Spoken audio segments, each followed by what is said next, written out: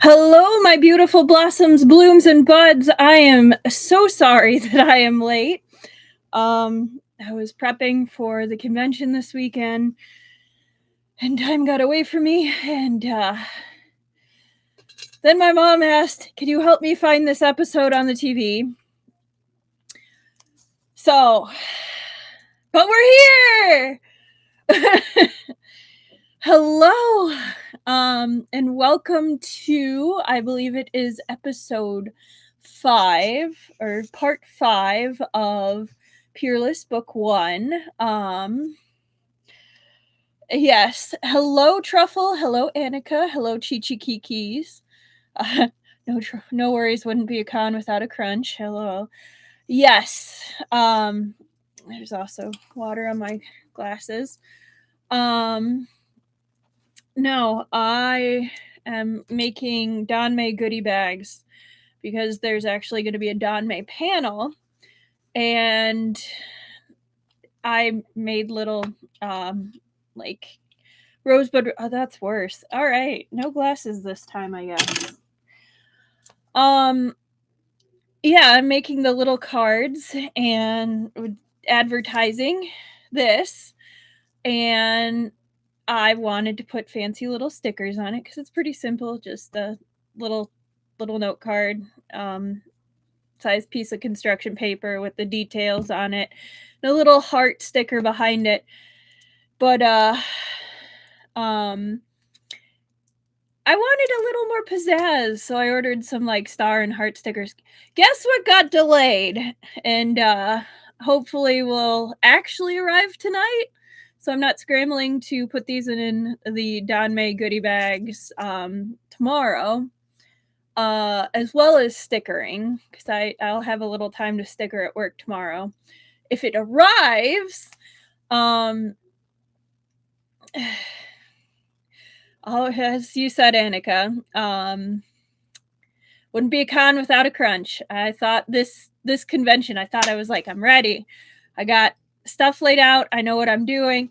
Changed the person I was going to do for the rave tonight, back to Wei Wuxian. And I mean, the day of outfit is going to be Liu, and that's done. That's easy. That's done. But yeah, no, and always something. But I think most of the things have pretty much been figured out. That they just need to have one more day to come together. But yeah. Ooh, you got Silent Reading and Thrice Married to a Salted Fish. Both of those are really good. You're gonna enjoy them, Truffle. But yes. Definitely will take photos. I am gonna be with my friend, and she is my photo taker, and I am hers. So I will have some pretty cool pictures. So don't worry. I'm very much looking forward to it. We're just going one day, because this is a new con for us. So we dip our toes in before we fully commit to 3-day weekend ticket. But yeah. Oh, no, those two are pretty quick. Silent Reading's a little slow, a little confusing in the beginning, but then it gets right into it. Thrice Married to a Salted Fish, it's pretty quick. No, you'll enjoy them. But let me see. Logistics. I am not sponsored. If Seven Seas ever decides to sponsor me, that will be a very interesting day, but it is definitely not today. I do not own anything. The only thing I own is the book in front of me and my time, and as is apparent, sometimes not even that. This is a chill stream. As is apparent, I will be chatting with my lovely book garden, myself, and the book. Yeah, Mistakenly Saving the Villain and 300 Years of Longing were really fast reads. They very much so are very enjoyable fast reads. Still need to get to the second one of Mistakenly Saving the Villain. I just haven't had time. No, but definitely after this convention, I can see myself being able to sit down and actually read a bit more. But I think that's about it. Got our chapters laid out. Just got Mistakenly Saving the Villain 2. I'll probably start it after I finish Stars of Chaos. Ooh, so many questions about 300 Years of Longing. I need to read that one still, but once I do, I will definitely let you know, and I don't know if I'll have answers, but we can definitely talk about it.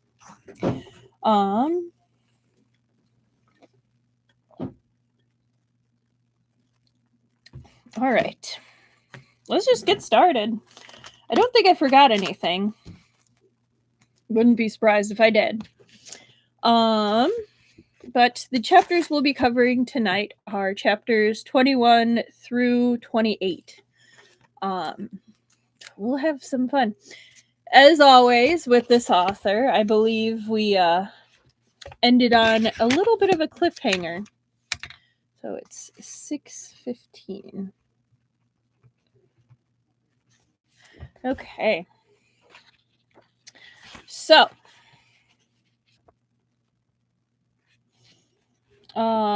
last time we ended on Bing Xian, the gathering of people coming to the Jijian Bureau. Yeah, everyone was kung fu fighting. That's right, Truffle. So we had a number of mysterious assailants coming to Jijian Manor, or one of the manors, to try to basically steal the Jade of Heaven Lake. And it went sideways rather quickly. One of them was Gok Turkman, Foer, and another was Bing Xian. And Bing Xian was the one. She was the one who was the seductive lady, or was she the one in the shadows?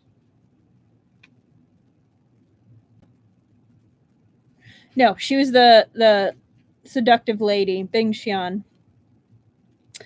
The man in the shadows, I believe, is Foer, the Gok Turkman.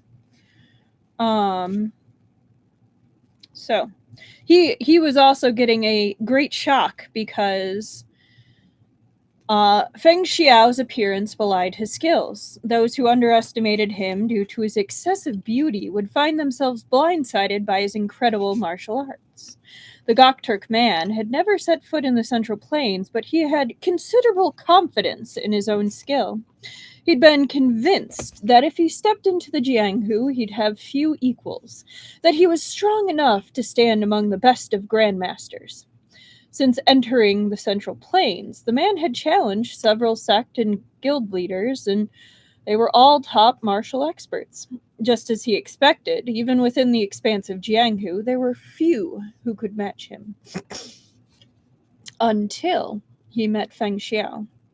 Feng Xiao's martial arts were not bold or powerful like his, but fluid and agile, as if he were shaking dew from his sleeves or snow from his robes.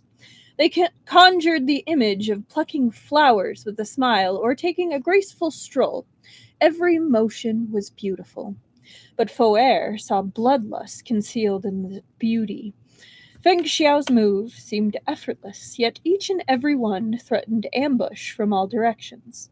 Foer discarded his initial carelessness and regarded his opponent with a renewed caution. Even the jade shattering didn't distract him. A battle between two peerless martial artists was a rare sight. The person in white and the Gogieron in gray, Go Niang, called a temporary truce in order to watch.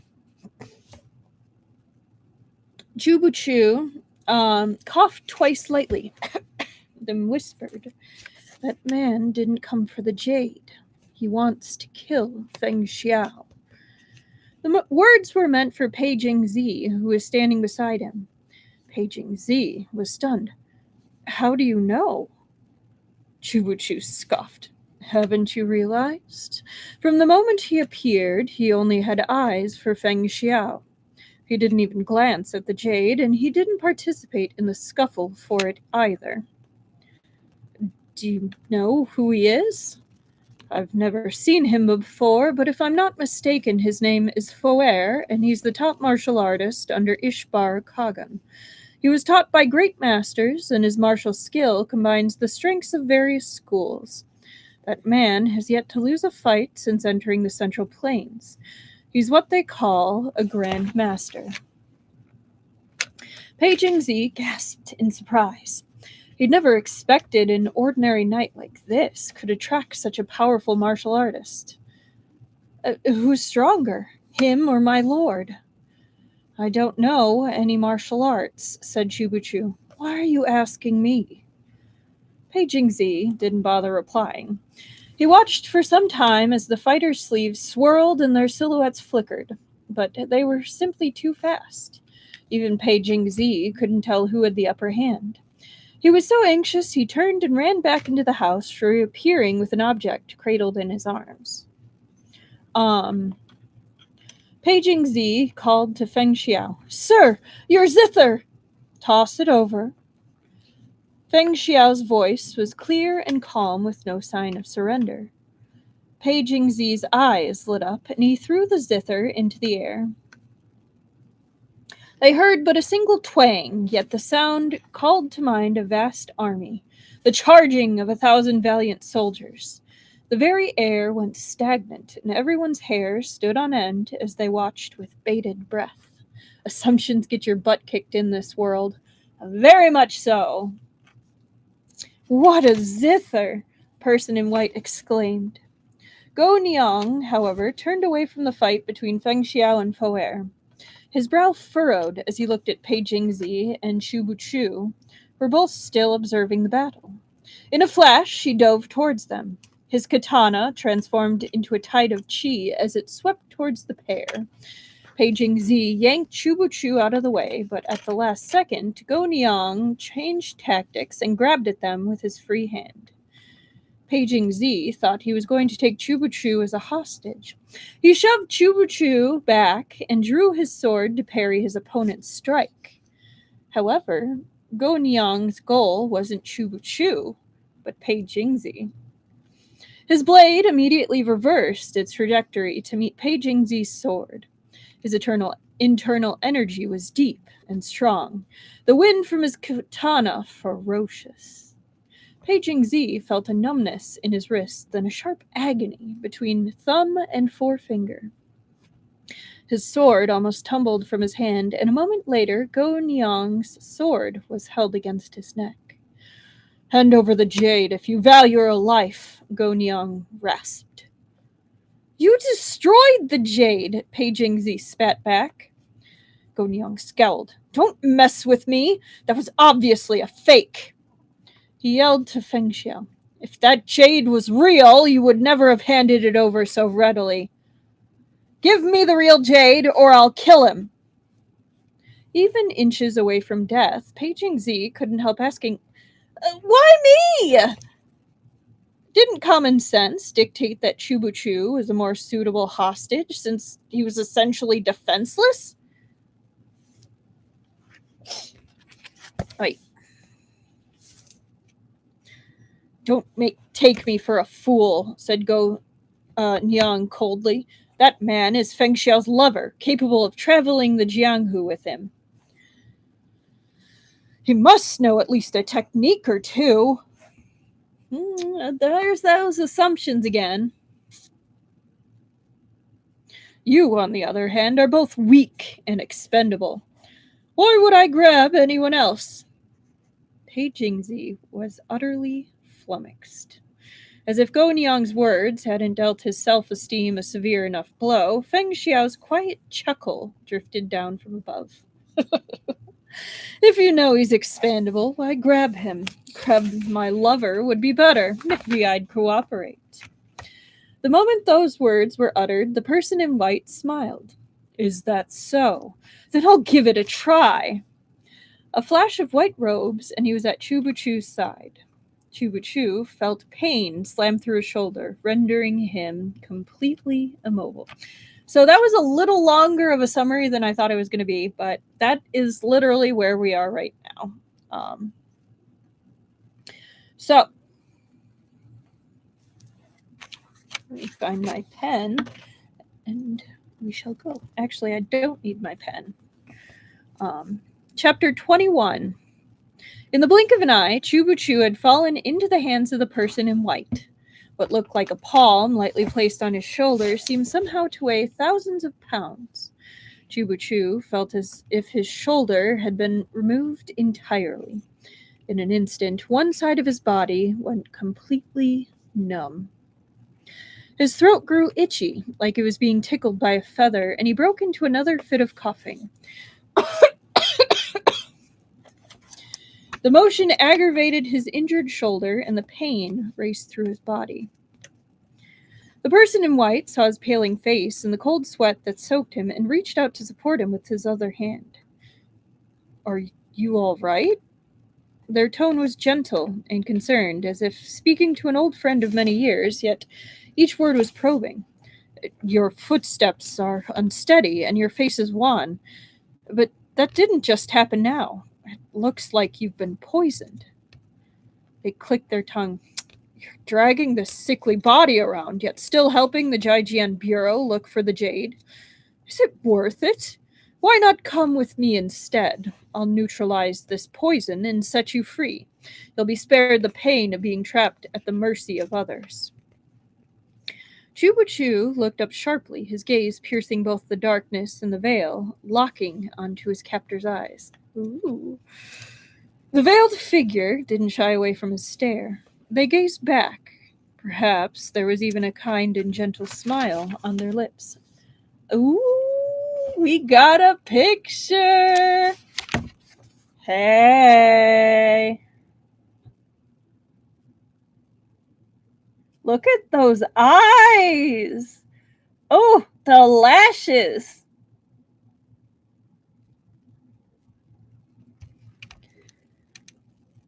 Poor Chu is just continually getting manhandled.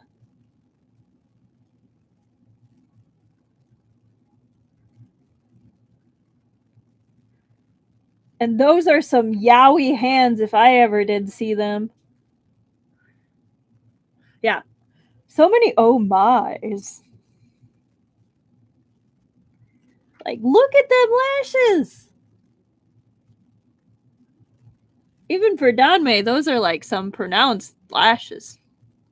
Yeah, no, I agree. Chu looks so mad, and the other guy, on the other hand, looks a bit too happy. Yeah. "Oh my," said Feng Xiao, "my lover and my subordinate have both been captured. Whom shall I save first? Now you're making things difficult for me on purpose." Even Feng Xiao said, "Oh my." That's hilarious. Oh, yes. Injustice to Service Workers is currently at 7. Justice to Service Workers is at 1. Injustice to Animals is at 2. Injustice to Innocence is at 1. And Injustice specifically to Pei Jingzi is at 5. "Oh my," said Feng Xiao. "My lover and my subordinate have both been captured. Whom shall I save first? Now you're making things difficult for me on purpose." Foer didn't slow his attack to let Feng Xiao speak. He pressed forward with strike after strike. The sea of qi surged and roiled, enveloping Feng Xiao and leaving him no avenue to escape. No avenue of escape. Foer leapt from the ground, sending a palm towards Feng Xiao in midair. The gesture was like a wave breaking against the shore or a storm at sea, relentless and leaving its target with nowhere to run or hide. It was as if Feng Xiao was surrounded on all sides by enemies, with an abyss before him and a cliff behind him, precarious and on the verge of plummeting into the void. This palm technique was part of the first set Foer had created after completing his apprenticeship, and it was also the one he took the most pride in. He named it Qi Luo, invincible. Foer had used it to defeat many experts in the Central Plains, and now his mind was made up. He vowed to himself that he'd slay Feng Xiao with this strike. It seems that Fenlang Jun is occupied, the person in white smiled, then grabbed Chubuchu's arm and dragged him upward. Chubuchu felt a sharp pain in his shoulder as he rose into the air. Go Niang snorted coldly at the sight. Then he grabbed Pei Jingzi and he too left. But just as Foer's palm was about to slam down on his opponent's head, Feng Xiao's long sleeve swished, and the ancient zither in his arm soared into the air to block Foer. The strings twanged, and the zither shuddered, but it didn't splinter or break. Instead, the sound of the zither slowed Foer just enough that Feng Xiao's attack connected first. When the ancient zither fell, he caught it smoothly in his arms and stopped before Foer, taking the chance to slam the zither outward again. So, I know that it probably means, like, slam it, like, with his palm, send out a sound wave. But I kind of love the version of where he's literally, like, kind of trying to bludgeon him with the zither. Because that is a great image. Startled, Foer withdrew, but the sound of the zither was like a towering wave. Its powerful energy transformed notes into weapons, piercing every orifice of Foer's face. You got the same mental image, Annika. Right? The sound wave slammed into his organs and scored his body. A sweet taste rose in the back of his throat. Blood trickled from the corner of his mouth. He swiped at the bloody foam and glared icily at his opponent. Feng Xiao was unruffled. He didn't even glance toward where Chubuchu and Pei Jingzi had disappeared. He simply stood, his hands behind his back, as he leisurely raised his eyes to meet Foer. You're quite strong, Feng Xiao said. You've already caught your first glimpse of the Grandmaster's path, but unfortunately you encountered me tonight, he continued, smiling brightly. If everyone has a destined nemesis, the heavens must have sent me to polish you. You're talented, to be sure, but now that you've met a true genius like me, you'll have to admit defeat. Go back to your grasslands and practice for another 5 years or so. Then maybe you'll be my match. Definitely Yan Wuxi vibes at this moment. Foer was panting lightly. Pain twinged in his chest. Feng Xiao's counterattack had left him with internal injuries. He knew his opponent must have suffered some injuries himself, but they were at most lacerations caused by the flaring of Foer's true qi. Between the two of them, Foer was worse off. He's such a conceited jerk. Yeah, a bit. He definitely is. It would be impossible for him to kill Feng Xiao tonight. Earlier, when it had been 5-1, he'd easily have achieved his goal if someone else had made a dramatic move. But those who had come for the Jade of Heaven Lake chose either to stand aside, run when things didn't go their way, or capture someone close to Feng Xiao. Anything but attack Feng Xiao directly. Certain victory had turned to failure. All of these were factors in his current predicament. But ultimately, Foer lost because he was the weaker of the two. A warrior must be wholly focused in order to reach greater heights. But tonight you are clearly distracted. I disdain such opponents, Foer said coldly, then turned and left. Though his martial skills were strong and domineering, his Qinggong was light and agile. In a blink, he leapt several yards away and disappeared into the night. His words were nothing but a salve to his dignity. The Gokturk Kagan's best martial artist was most certainly someone who cared deeply for his own reputation. Feng Xiao didn't give chase. He watched his foe's figure vanish from sight, then discarded his careless demeanor and turned to enter the house. Unsurprisingly, various buildings within Chu Shan Manor were now in shambles. The servants had hidden themselves where they could, too afraid to make a peep. When they saw Feng Xiao, they crawled out, trembling, from under the tables and wailed at him. Sir, just now when you were outside, two people burst in and started tearing up the place. They left completely empty-handed. Whatever they were looking for, it seems like they didn't find it. Feng Xiao hummed in affirmation. Their guest tonight had been certain the destroyed jade was a fake, so they were trying to locate the real one. As for the real Jade of Heaven Lake, Feng Xiao's mouth slanted in a mocking smile. Any expression looked different on the face of a beauty. The servants were terrified and crying, but when they raised their heads and saw this smile, they were caught off guard and froze in awe. All right, I'm going to give that another injustice to service workers because them being scared out of their mind as their place of business gets ransacked. That's at least one. The person in white had whisked Chubuchu away, but now that they had him, they took their time. Chubuchu was forced to blindly follow. If not for the sharp pain in his shoulder and his old illness flaring up, he'd have almost believed his kidnapper was simply looking for someone with whom to take a stroll.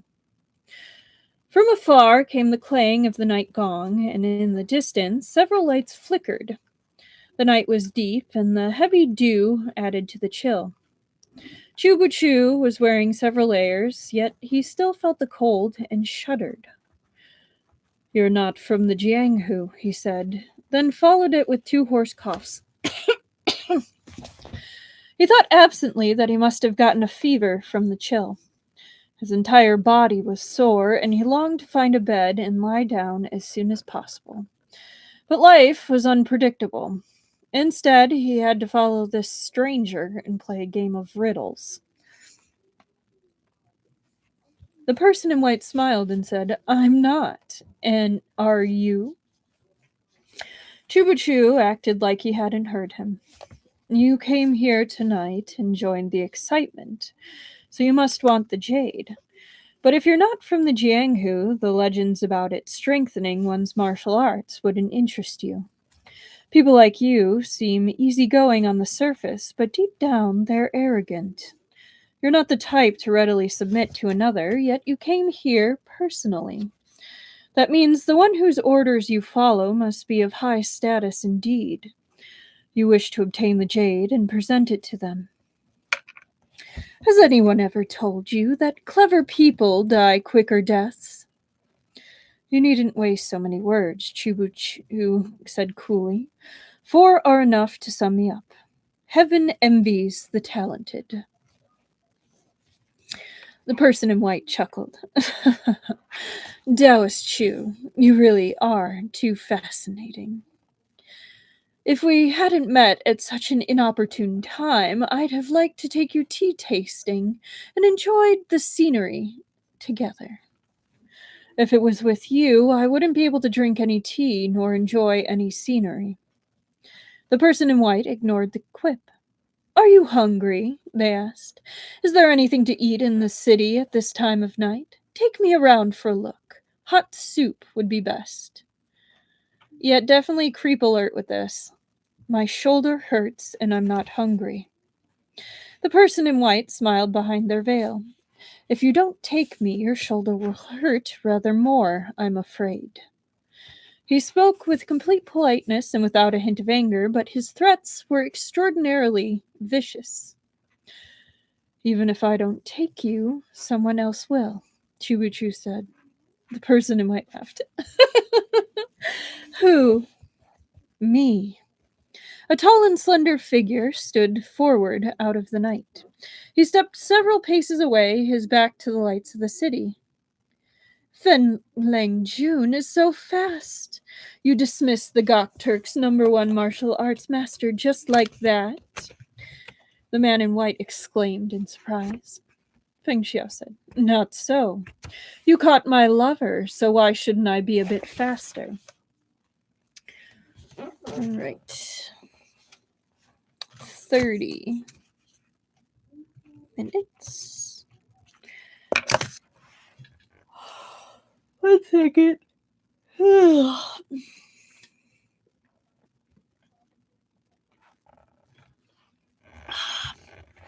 right. Chapter 22. The person in white was rather bemused.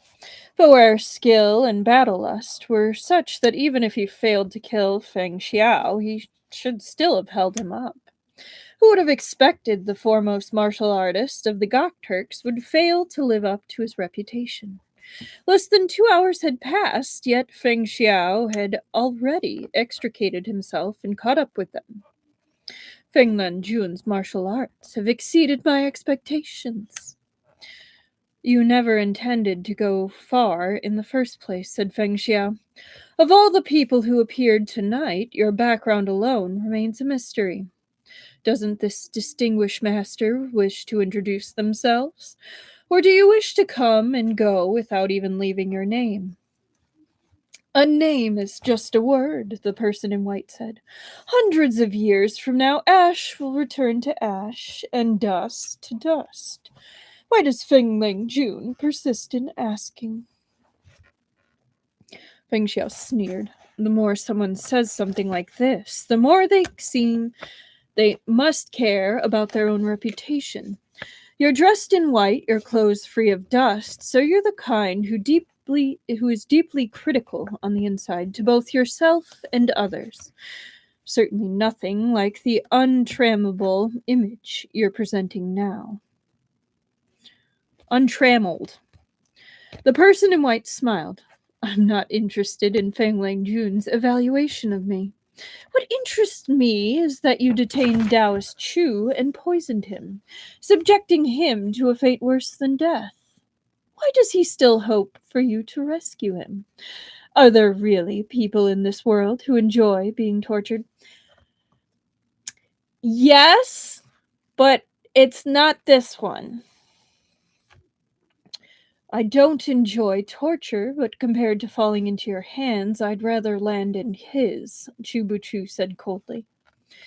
The person in white said with mild surprise, Other than the small bit of force I used to bring you away, have I not treated you with courtesy? He at least has his own goals and limits regarding how far he's willing to go. You don't value anyone's life at all, Chubuchu said. Oh, Choo-Choo, it's so rare to hear you praise me in front of others. I'm overwhelmed by this show of favor. As he spoke, Feng Xiao flitted towards them. The person in white reacted swiftly, retreating while keeping hold of Chubuchu. They shoved Chubuchu forward slightly, ready to use him as a shield.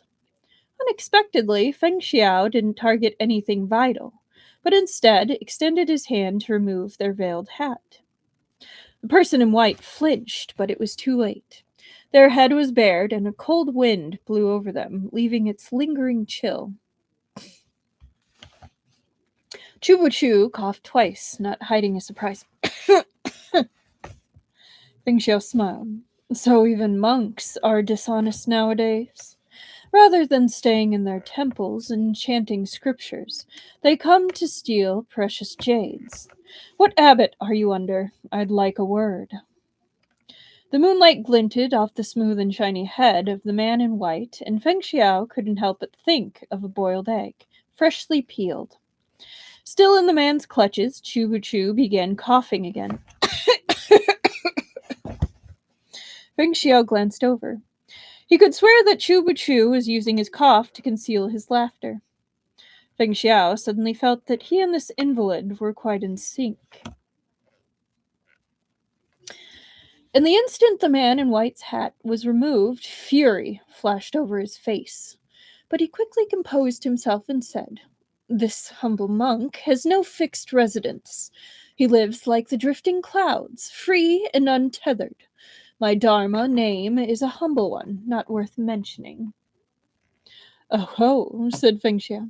So you're a monk living in the wilds? Then you can't call yourself a monk. Who knows? Maybe you're running from forced labor in the guise of one. It seems I need to take you in for some careful questioning. He reached to grab the man in white, but his opponent was vigilant. He swept back as Feng Xiao spoke, retreating a dozen paces in a single step. Feng Xiao pursued him closely, leaping after him. He seemed determined to capture the man. The man's brow furrowed. He didn't fear a fight with Feng Xiao, but he was reluctant to waste time or use his martial arts, which would reveal his training. When Feng Xiao attacked, the man in white shoved Chubuchu toward him and turned and leapt away, intent on fleeing. He'd gone only a few feet when a dark shadow fell from the sky and a long sword sang as it slashed through the air. The clouds were thin, the stars few and scattered. The moon shone brightly. By its light, the man in white saw the newcomer's face. It was Pei Jingzi, who'd been kidnapped by Go Niang. So he'd managed to escape. Feng Xiao alone was difficult to handle, and now there was Pei Jingzi to deal with as well. Even if the subordinate wasn't as strong as his superior, having a fly buzzing around one's head was still an annoyance. Poor Pei Jingzi. Even internally, people are putting him down.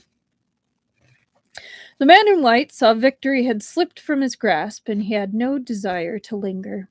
He spun to avoid the sword glare, and in the same motion leapt off a tree branch and touched down on a roof nearby. By the time Pei Jingzi made to give chase, the man was already a distance away. Yet that was very rude, I agree, Truffle. Don't pursue him, said Feng Xiao. Pei Jingzi jumped down from the tree and said shamefacedly, the subordinate was lacking. I didn't manage to capture Go Niang. He's a far stronger martial artist than you, said Feng Xiao. Your escape from him saved me the time I'd have spent on a rescue. I should be thanking you. Pei Jingzi couldn't tell if these were words of praise or derision. After thinking a while, he ventured cautiously, Thank you very much for the praise, sir. The subordinate is unworthy. Chubuchu piped up. He was mocking you. You thought it was praise? My apologies, Feng Xiao said. This child is a bit silly. He's made a fool of himself. I'm used to it. Pei Jingzi, watching them, barely managed to suppress the twitch of his lips. Sir, shall I investigate the monk's identity? Also very rude, yeah. That interaction is just gonna get one for Pei Jingzi. I guess technically one for service worker too.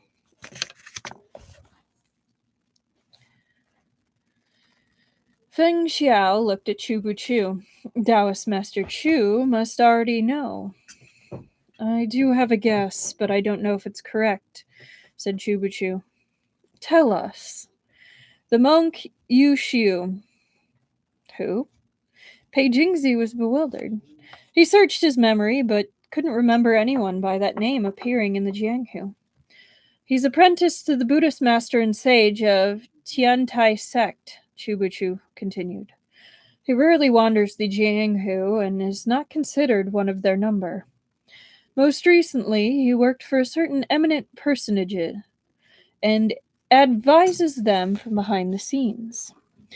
Upon hearing the words eminent personage, a guess rose to Pei Jingzi's lips, but he couldn't bring himself to voice it. The Prince of Jin, said Feng Xiao. It wasn't a question. That's right, said Chu Buchu. The Prince of Jin, Yang Guang, was the Emperor's second son. Like the Crown Prince, Yang Yang, his mother was Empress Dugu. The second son of hers, however, was much livelier and more sociable than his elder brother. The crying child receives the most candy. Since the eldest son didn't act cute or play pranks, the younger Yang Guang naturally drew more of his parents' affection. This was no secret in the court. I do still feel bad for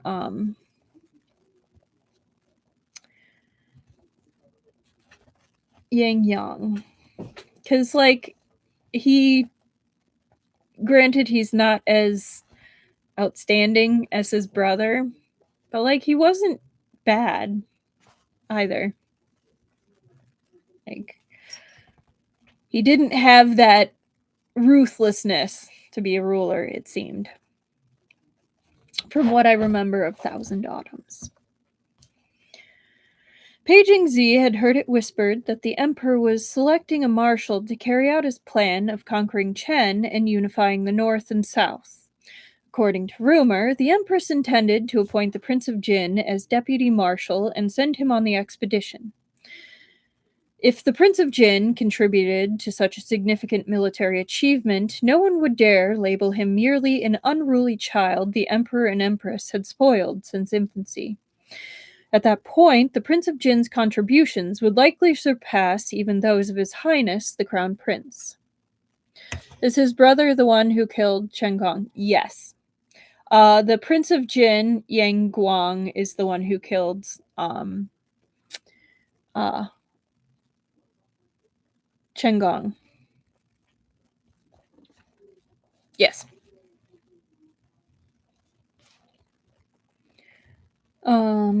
As the counselor to a prince with such prospects, there was no doubt that the monk Yu Xiu had a promising future. An appointment as state preceptor was far superior to wandering the Jianghu. Pei Jingzi drew in a cold breath. It wasn't Yu Xiu he feared, but this eminent personage behind him. He's a subordinate of the Prince of Jin. Doesn't he know about the Jijian Bureau? Why would he wade into this mess? Pei Jiangzi looked towards Feng Xiao. Why else? He wants the jade. For his master. Said Feng Xiao. Consider the situation. The Jijian Bureau failed in their mission to see the envoy safely to the capital, and the jade was stolen. The first person to find it will be a meritorious subject in the eyes of the emperor and empress. It's no surprise the Prince of Jin wishes to intervene. Even the Shu Yue Bureau behind Taoist Master Chu couldn't help sticking their noses in, no. The what bureau? Said Chubachu. Your attempts at playing dumb are getting quite lazy. Then I'll try harder. Chubachu adopted a look of faint surprise. What's this now? The Zhu Yue Bureau? I don't understand you at all. Feng Xiao nodded. Your tone needs work, but your expression gets a pass. Pei Jingzi was speechless. A low rumble sounded, breaking the awkward silence. Chubachu said calmly, I'm hungry. Chubachu is pretty funny. All right. Chapter 23.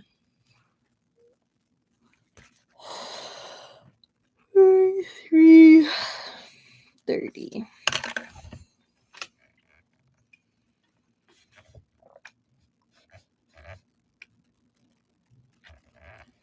Feng Xiao offering acting lessons is hilarious. It is pretty funny. Chapter 23. Liugong City didn't enforce a curfew. The city merely shut its gates at night, preventing people from coming and going as they pleased. But small border countries weren't like the unsleeping capital, whose lamps were lit at all hours. This late, on nights this cold, only watchmen roamed the streets. Few respectable citizens skulked about in the small hours, and even fewer came looking for a meal. The trio wandered for some time before finally fumbling their way into the rear kitchen of a restaurant. They slipped in from the back, and Pei Jingzi went forward to tap the acupoints of the kitchen maid and servant on night watch, knocking them out.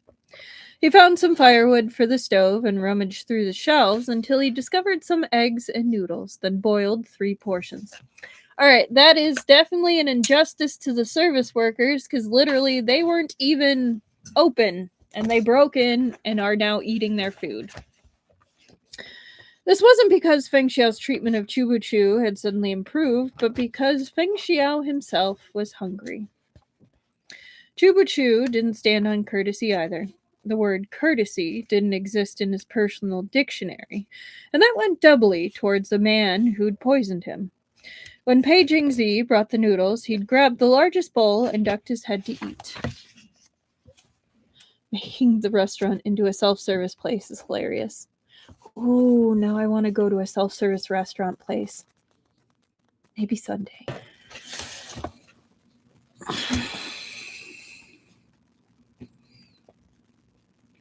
I'm back. If it starts buffering and such, you know the drill. Let me know and I will refresh it. If it does it again, I'll call upstairs and have my parents refresh. Refresh. But we'll just go from here. All right. Achu, have you never heard the story of how Kong Rong gave up the pears to his brothers? So here's the little aside for this. A well-known accident and anecdote. There we go. Featuring Kong Rong, a 2nd century scholar. The story goes that as a child, he was given the largest pear by his father, but chose to give it up to his older and younger brothers and took the smallest for himself. Chu Chu didn't raise his head. Are you my brother? But he quickly discovered he had no reason to gloat. He chewed the mouthful of noodles for several long moments before finally choking them down. His brow was pinched. Why is this so tasteless? Didn't you add salt? Why are the noodles so tough? Did you only boil them for a second? Pei Jingzi was indignant. I've never cooked anything before. What he meant was they were lucky the noodles were remotely edible. Feng Xiao snickered. Why else did you think I chose the bowl with the most soup and least noodles? It's impressive you managed to serve anything. Just take it and eat. The monk Yu Xiu's pace had seemed leisurely when he fled with Chu Chu, but they'd still ended up in the far northwest corner of the city. Chu Shan Manor was nearly opposite in the southeast. Chu Chu would have keeled over from hunger if they tried to return to the manor first, so the three had wandered half the night searching for a meal. Pei Jingzi was so full of questions he couldn't focus on his noodles. He blurted, Sir, did the jade truly shatter? It did. Didn't you see it with your own eyes? But what if that was the real jade? Feng Xiao set down his bowl. There are at least 2 parties involved in the theft of the jade, he drawled. Pei Jingzi was stunned. How do you figure? And then, real quick, before we move on, I love the expressions this artist gives Chu Chu because that is quite a face.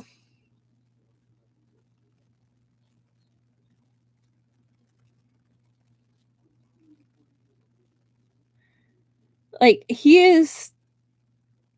that is kind of like the face of a sulking child. Yeah, he does look so grumpy. Like, even his hair is drooping.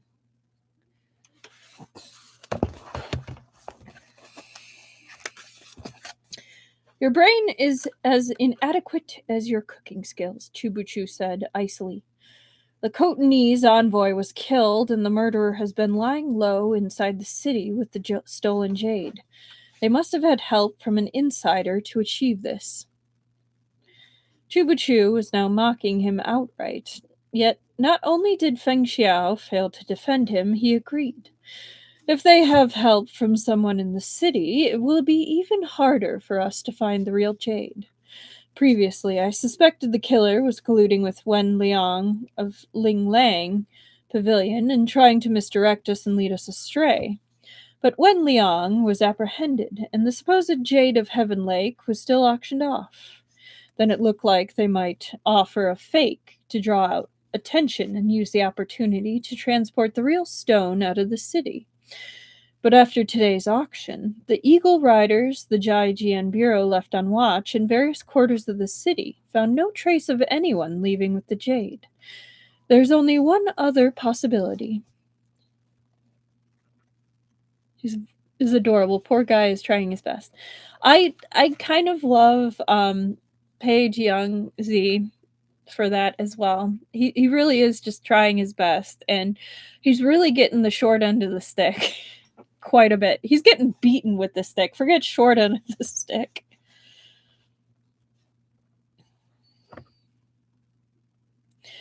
What? Paging Z couldn't help but ask. Chubuchu couldn't stomach another bite of the noodles. He grimaced in disgust and picked up where Feng Xiao left off. There's a good chance the two parties who killed the envoy and stole the jade have fallen out. Perhaps one took the stone for themselves, so the other used the fake jade as bait to lure them out and steal back the real stone. We do need support him. Paging Z was puzzled. If they already had the real stone, why would they come out for a fake? I've heard that during the Han Dynasty, said Chubuchu, no few of the western region's smaller nations sent treasures to the Central Plains as tribute. To prevent the real treasure from being stolen, they sometimes prepared a decoy and set it on the road as well. Understanding dawned on Paging Z. Chubuchu thought the king of Khotan might have sent two jades on the trip, one real and one fake. Though a counterfeit was a counterfeit, it must still be a priceless jade, or no one would mistake it for the real one. Perhaps only Yu Qi Jin Wu had known which jade was which. After killing him, the murderers had taken both jades, one for each party. But both would naturally come to suspect the one they held was fake, and the real jade was in the hands of the other. This hypothesis was convoluted, but after Paging Z thought it through carefully, he felt that there was no way to refute it. In a few days, when the new envoy dispatched by the king of Khotan arrived, they'd confirm whether Feng Xiao and Chubuchu were correct. But first, they had to find the jade. So Taoist Master Chu is saying that since the suspected jade of Heaven Lake appeared in Linlang Pavilion's auction, the other party would definitely send someone to check the outcome. Chubuchu nodded. Maybe Paging Z wasn't quite so stupid after all. Of those present tonight, at least one must be connected to the murderer. They might even be the murderer themselves, Paging Z thought back. 6 people came for the jade tonight. The assassin from the 13th floors of Yunhai left at the start, so we can ignore him. Other than the monk, there was also the Gokturk expert Foer and the Gogyeron Go Nyang, then the woman in yellow, and one more. Chubuchu only had a vague impression of the last person. All he recalled was that they'd been dressed in black. Half their body had been shrouded in shadow, so even their gender was unclear. By the time Foer attacked, the person had already vanished. Feng Xiao took the 6 chopsticks they'd used and heaped them in a pile. Then he began to move them out of the group, one at a time. Foer wanted to kill me. He didn't come for the jade. Though we don't know yet why he wanted to kill me, we can set him aside for now. Go Niang and Yu Xiu both came for the jade, but they made no attempt to test it, so it probably was not them either. As for the woman Bing Xian, Feng Xiao gazed at Chubuchu. Sure enough, Chubuchu knew her background. There's a sect in the Jianghu called the Hihuan sect, known for utilizing pair and parasitic cultivation to improve their martial arts. So, pair cultivation, also translated as dual cultivation, is a practice that uses sex to improve cultivation. Parasitic cultivation is the practice of draining yin or yang energy from a host to strengthen oneself. Bing Xian is a disciple of the current sect leader who's said to value her greatly. The leader's mantle may one day pass to her. A subtle change came over Feng Xiao's expression on hearing the words Hihuan sect. Slight as it was, it didn't escape Chubuchu's notice. Is there some connection between Deputy Chief Feng and the Hihuan sect? I'll tell you the truth. My younger cousin's daughter-in-law's aunt's uncle's aunt is also a disciple of the Hihuan sect. So when I hear the name, my heart warms a little, Feng Xiao said with a smile. Chubuchu's face was blank. So your younger cousin's daughter-in-law's aunt's uncle's aunt enjoys draining men to strengthen her martial arts? Perhaps. They say women are wolves at 30 and tigers at 40. She may have taken to the Hihuan sect like a fish to water.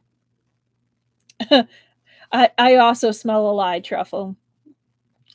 Pei Jingzi's mouth twitched and he steered them back on topic.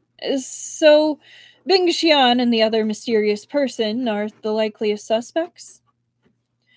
It's true that the jade is useful to those from the Jianghu. Bing Xian has sufficient motive, but if she really were one of the murderers, she wouldn't need to reveal her presence and give her name just to check its authenticity. She could have simply hidden in the dark, then slipped away unnoticed. Oh, hello, Esper Lady. You just missed some funny moments. There was a little bit of fighting. Chubuchu got kidnapped for like a hot second, got taken back. They're kind of talking about the politics of the situation, and now they're at a noodle house, talking about, hey, who do we think are the suspects? Who do we think might be the murderer? And then talking about that kind of round robin style almost. But yes, welcome.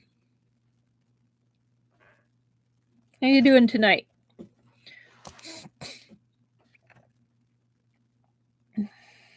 Oh yes, and eating inedible noodles. Hey, Feng Xiao tried. That's a lot more than other people.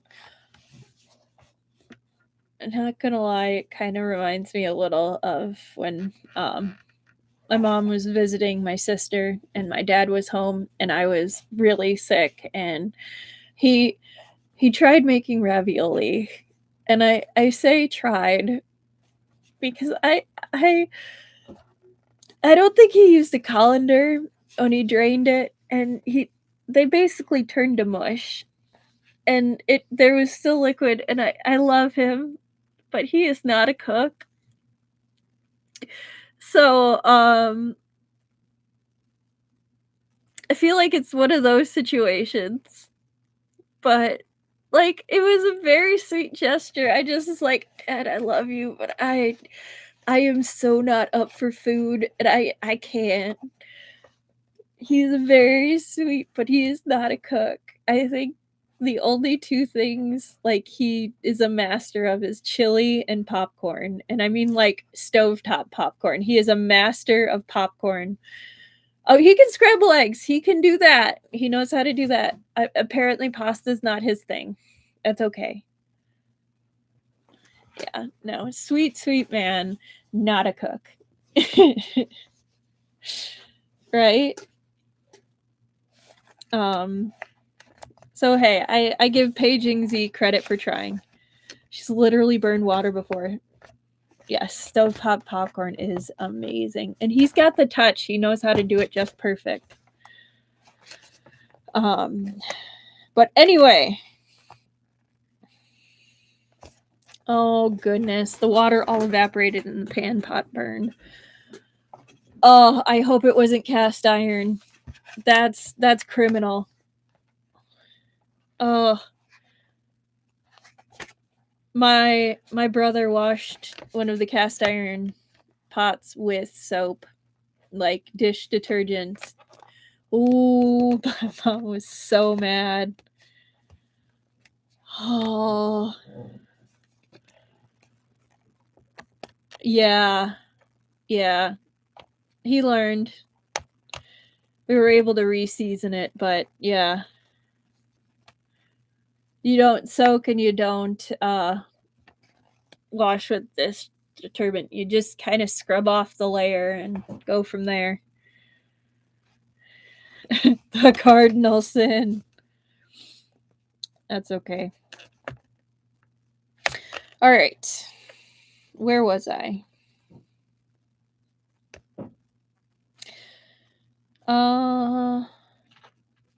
Let's see. They say women are wolves at 30 and tigers at 40. She may have taken to the Hehuan sect like a fish to water. Pei Jingxi's mouth twitched. Oh, wait, hang on. There's another one. No, okay. Pei Jingxi's mouth twitched and he steered them back on topic. So Bing Xian and the other mysterious person are the likeliest suspects.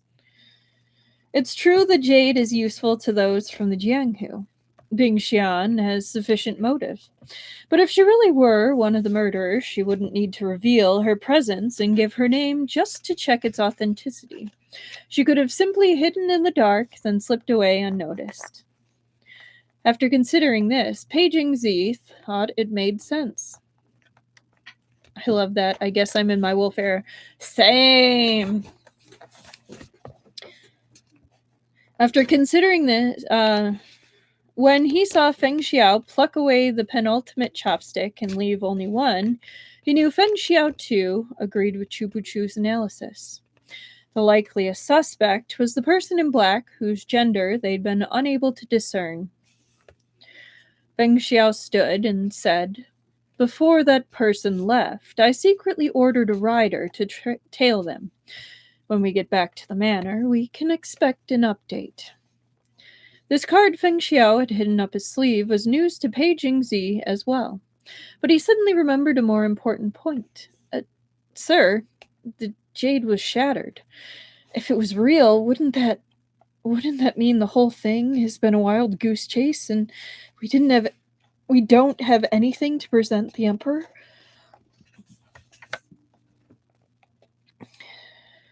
Feng Xiao glanced at him, but didn't speak. Chu Buchu did. "Next time, I suggest you bring someone a little smarter, so you waste less of your breath." Smiling, Feng Xiao said, "With someone as brilliant as me around, no matter how smart my subordinate, they'll be as a firefly's glow to the moon." "If that's the case, why does Feng Lang Jun have for me? What use does Feng Lang Jun have for me? You should let me go." "No can do," said Feng Xiao. "Perhaps you're not as dazzling as the sun or the moon, like I am, but when you stand beside me and bask in my light, you're still a radiant star. Ah, Chu, if you're willing to join the Jijian Bureau, the title of fourth chief is nothing. Even if you fell for me and asked me to warm your bed, my venerable self would not decline." He spoke tenderly, taking Chu Buchu's hand. Goodness. Chu Buchu was so repulsed the hairs on the back of his hand stood on end. He shook Feng Xiao's hand off as if it was something filthy and answered Pei Jingxi. "Whether the broken jade was real or fake, the jade you recover must be the real one." Realization hit Pei Jingxi. He couldn't help muttering to himself that a sly old fox would always be a sly old fox. Anyone who caught Feng Xiao's eye must, of course, have an aptitude far beyond that of the common man. The three of them at last made their way back to Chushan Manor. As expected, the eagle rider who tailed the person in black was waiting for them as they approached. "My apologies, sir," he said. "Halfway through, the other party noticed me and I was forced to give up the chase. But I saw where they were headed when they disappeared. It was the backyard of Lu Manor." The surname Liu was a popular one in the city, but there was only one clan famous enough to own something that could be called a manor.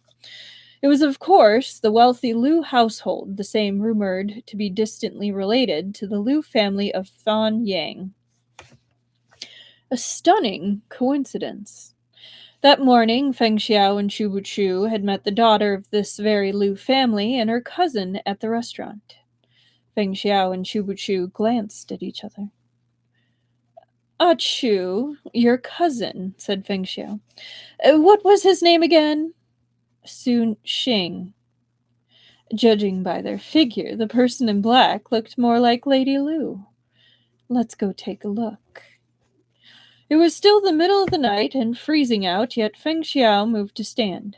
He really was about to go search Liu Manor this instant. Feng Lang Jun, Chu Buchu said icily, I just ate the half-cooked egg noodles your subordinate made.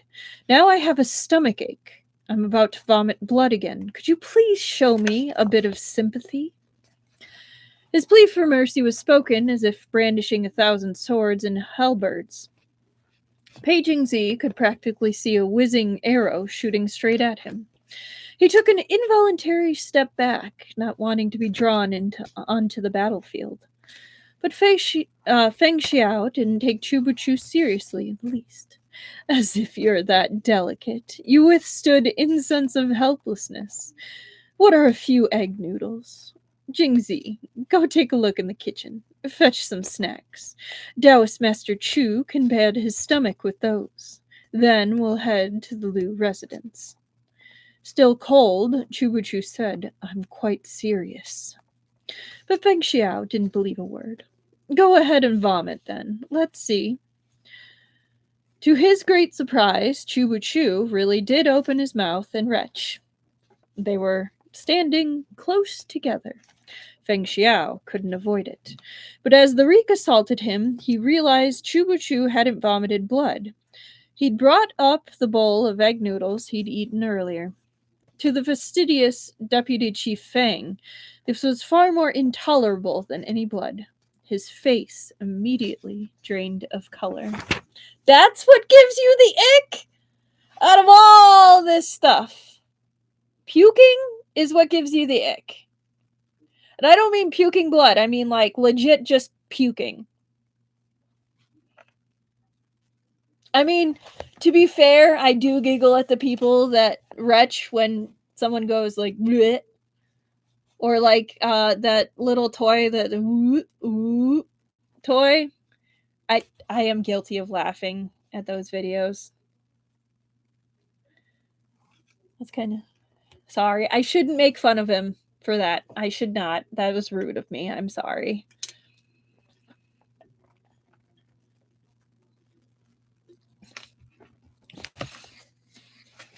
Great. Hold 1 second.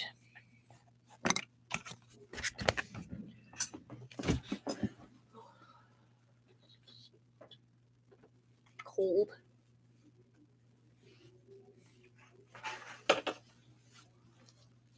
Brr. He deserves to be made fun of a bit. Brr. Always gets so cold down here. All right. Chapter 24. 9:15. All right, 24. The manor was nondescript and of no interest to anyone, one among many like it in the city. Its gates were shut year-round, and only a single elderly woman, hard of hearing, occasionally came and went for food and necessities. When the neighbors asked, they learned the owner of the manor was gravely ill and had been unable to go out for many years. Of course, they were all sympathetic, but they couldn't help worrying the disease was contagious. Thus, people gradually stopped making inquiries, and the owner of the manor obtained peace and tranquility free from disturbance. Now the night was late, and the silence was all around. Every household had blown out their candles and gone quietly to bed, and the manor in their midst was quietest Quietest of all. Not a whisper could be heard. Around the corner, Qiao Xian and Zhang Sun Bod He exchanged glances. Oh, we have a perspective shift. Sun's expression said, "Are you sure this is the place?" Qiao Xian had no patience for his questions.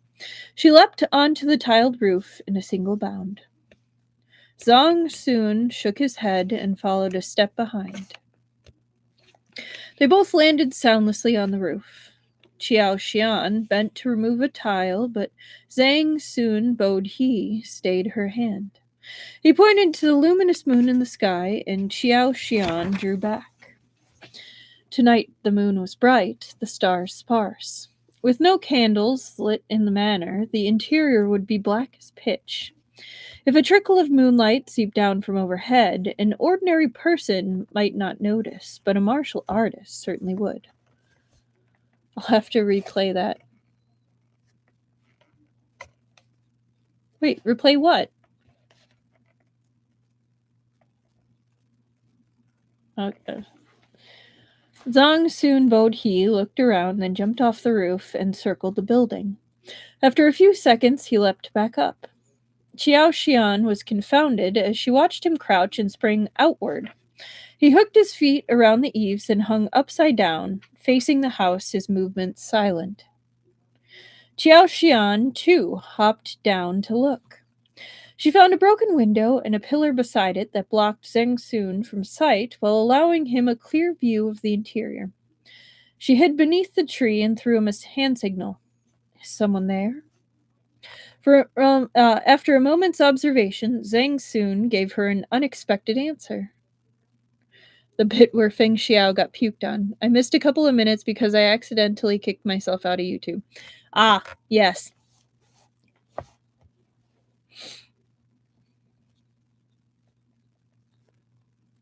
Qiao Xian was stunned.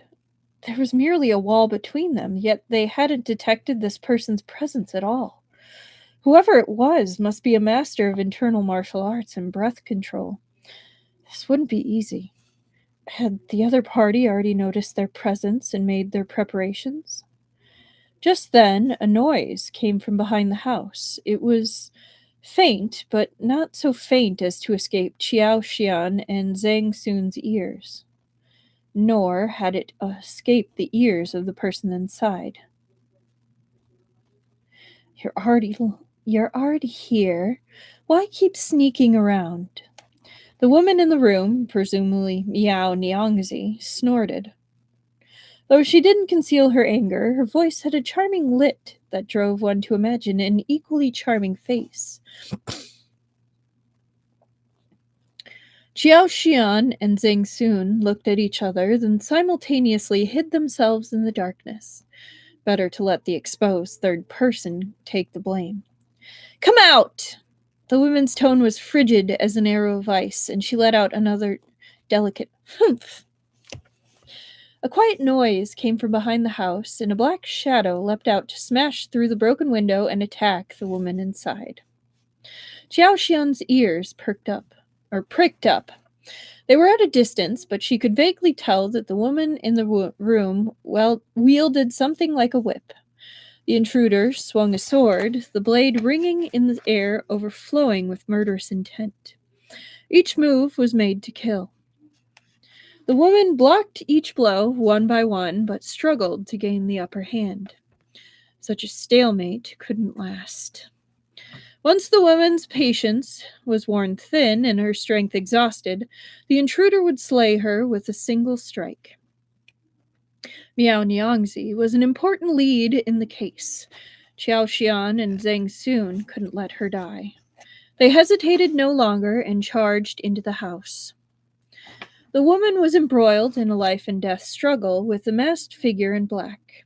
Qiao Xian saw at once that the weapon she'd heard from outside wasn't a whip, but the woman's own belt. The white belt was made of some unknown material, flexible yet unyielding. Even sword chi was unable to cut it. The figure in black seemed to specialize in killing blows. each move left them wide open as they focused only on taking her life. If not for her advantage in weaponry, she'd never have held on for this long. No joke, when I heard white unknown material, that's you first think is a whip, but then it's flexible yet unyielding. Immediate thought was a racer head. Which is not surprising. She's a racer heading her way to victory. Or survival, more like. I knew they'd go, hey, we need her. When Xiao Xian and Zhang Sun rushed in, the woman's expression changed. She thought 2 more enemies had appeared, and her focus slipped. Immediately, the black-clad person's sword stabbed toward her forehead. Xiao Xian and Zhang Sun sprang into action. Zhang Sun grabbed a prayer bead and flicked it towards the person in black, while Xiao Xian drew her sword and hacked down towards their wrist. To their shock, the intruder disregarded the danger completely and pressed forward, determined to slaughter Miao Niangzi. At the last moment, Miao Niangzi leaned back and raised herself onto her toes, contorting into an almost impossible position as she spun away. She avoided a fatal strike by half an inch, and the black-clad person's sword skimmed past her temple. Where the sword chi brushed her, dark hairs drifted down. Miao Niangzi felt a pain in her scalp and reached up to touch it. Fear filled her face. The slash had sliced a lock of hair from her temple, and her scalp was now cut and bleeding. If she'd taken the 2 newcomers for helpers and not fought with all she had, her body would be cooling. The black-clad person's attack had failed, and now there were 2 more obstacles in their way. Their eyes shone with anger behind their mask, and every strike grew fiercer.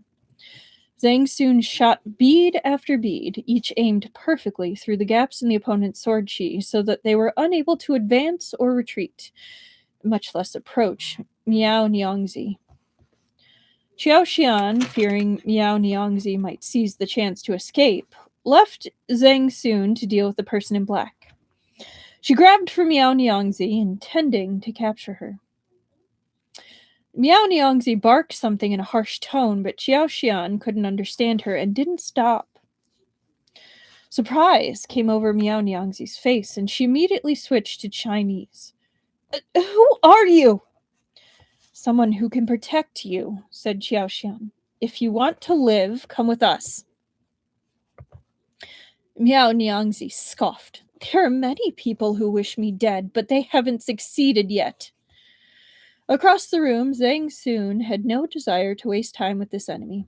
He reached into his clothes and produced a short wooden rod. With a flick of his wrist, the inch-long rod extended into a 2-foot baton, which he thrust toward the black-clad person's chest. They instinctively raised their sword to parry, but Zhang Sun's thrust had profound internal energy behind it. Its momentum was unstoppable.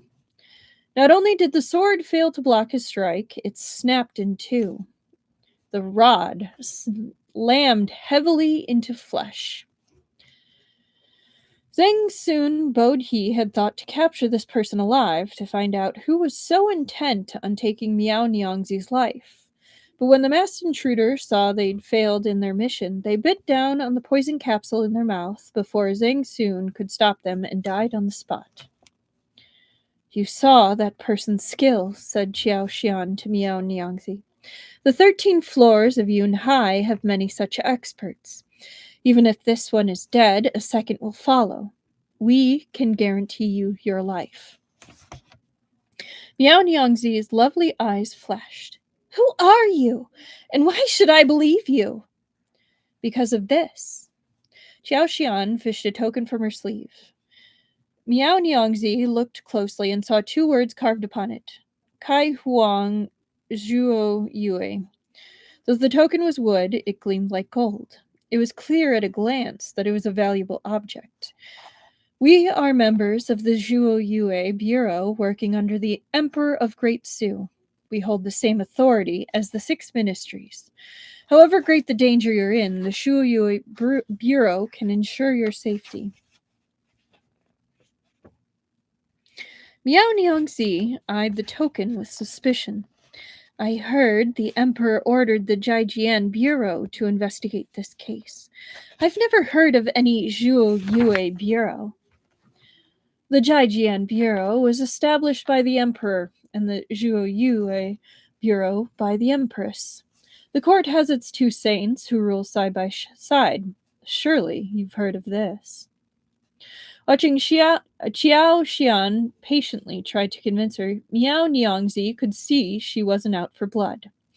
She relaxed and wound her hair around her finger, then said with a smile, I'm afraid the one I've offended is a person even you can't afford to provoke. The chief of the Shuoyue Bureau wields the same authority as the Minister of Justice, and he is in Luogong City as we speak. If you cooperate and help us locate the Jade of Heaven Lake, even if you killed the Cochinese envoy, we can still ensure you live a life free from threat and escape to whatever distant place you wish. Surely it's better to choose to trust us than to remain hunted and on the run with no guarantee you'll live to see the next day. Meng Xi blinked. The injury on her scalp had stopped bleeding, though the wound was ugly. Even so, her incredible beauty made it easy to overlook such a flaw. In that case, you must already know my relationship to Yu Qi.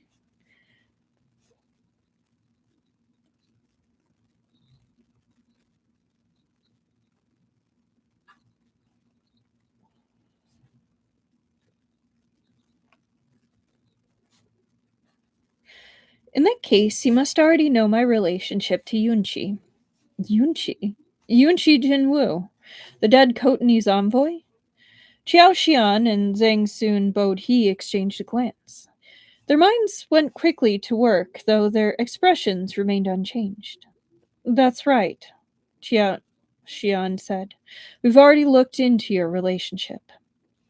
All right, then I'll tell you this. The one who murdered the envoy and the one who took the jade are the same person. He's still in the city. What's his name and where is he now? Qiao Xian pressed. His name is... And we stop there for tonight. I'm kidding.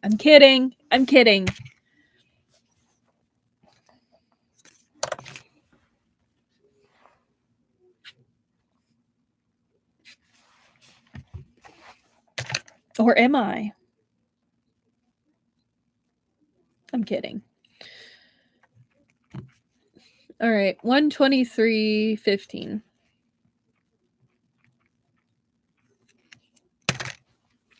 Chapter 25.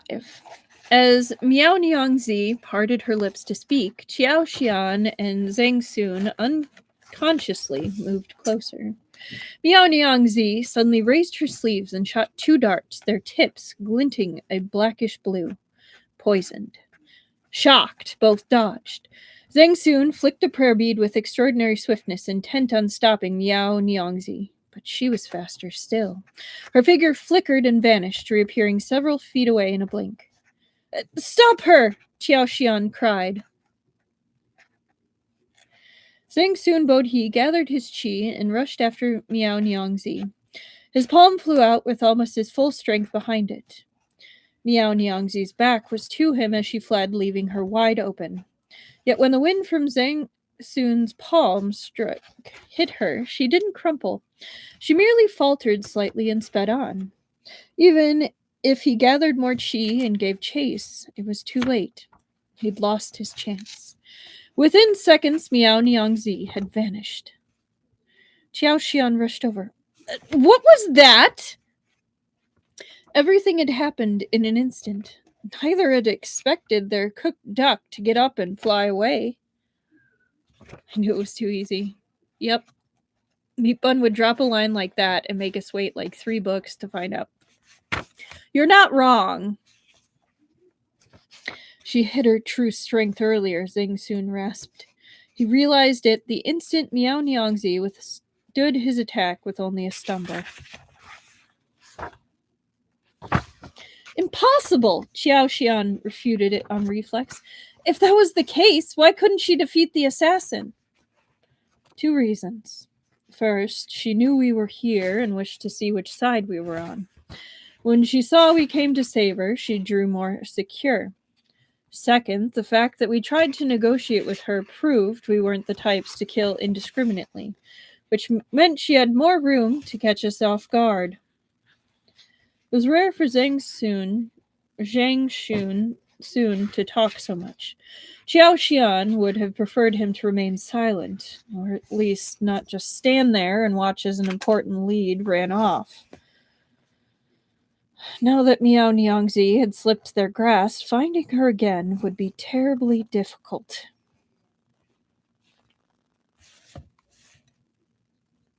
One second.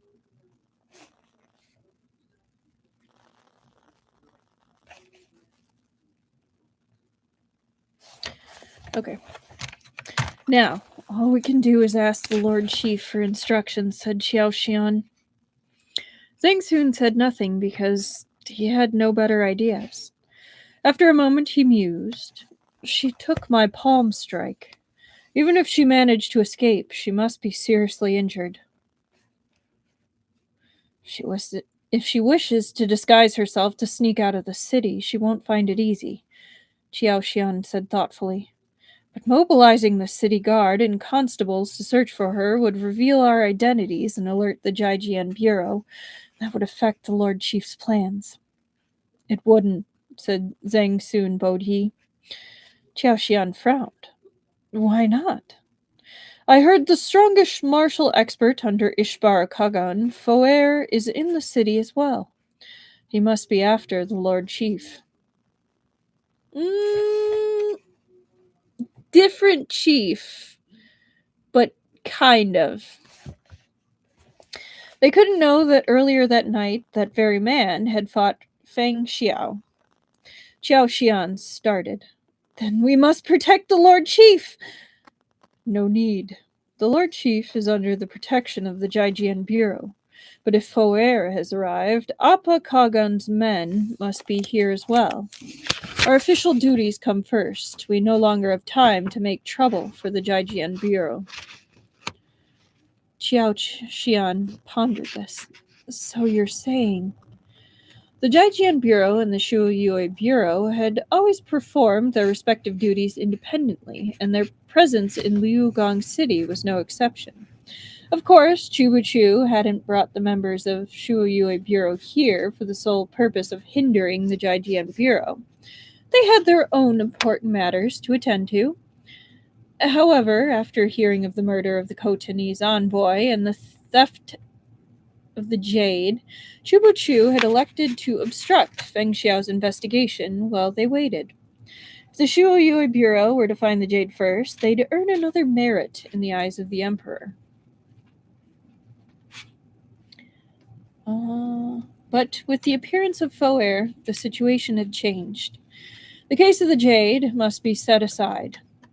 Miao Niangzi had fled, but her flight was a lead in itself. Rather than let the Jijian Bureau run around like headless chickens, Chubuchu would certainly choose to negotiate and offer Feng Xiao some limited cooperation. What Zhang Xun Bodhi was saying was that, thanks to Chubuchu's incredible shrewdness, the Shuoyue Bureau would have something to show for their presence here either way. Xiao Xian nodded. Then I'll have someone send some word to the Lord Chief. Zhang Xun Bodhi raised his head in time to see a dark wisp of cloud drift over and swallow the luminous moon. The sky above them darkened. Each understood the other. They said no more, but parted ways and headed in separate directions. Few people in the world were capable of harming Feng Xiao. Oh, we're back to our buddies. Chubuchu was an ordinary man who knew no martial arts and lacked the strength to truss a chicken, yet he'd achieved the tremendous feat. Pei Jiangzi's eyes had been greatly opened. Feng Xiao could ignore Chubuchu's hunger, but he couldn't run an investigation covered in filth. In the end, Pei Jingzi headed to Lu Manor first to investigate, while Feng Xiao took Chubuchu back to Chushan Manor for a change of clothes. Hang on, sorry. Got a text.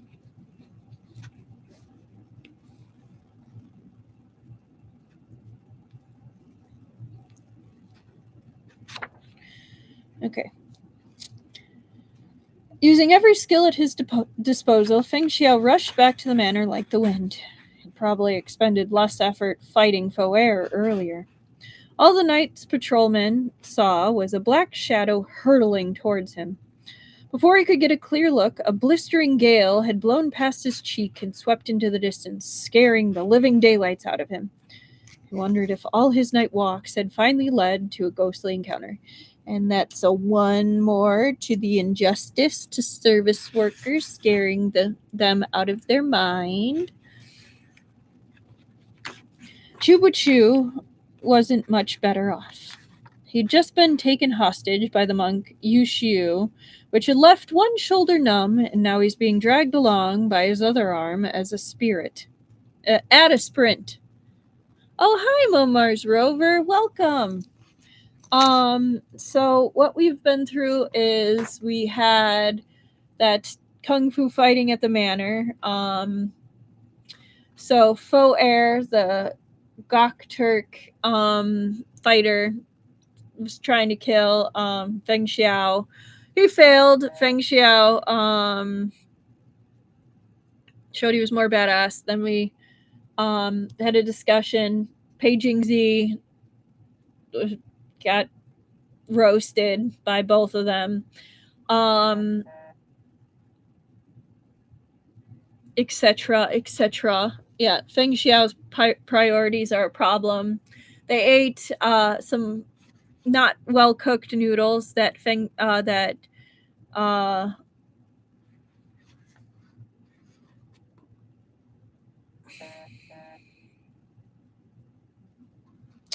yeah.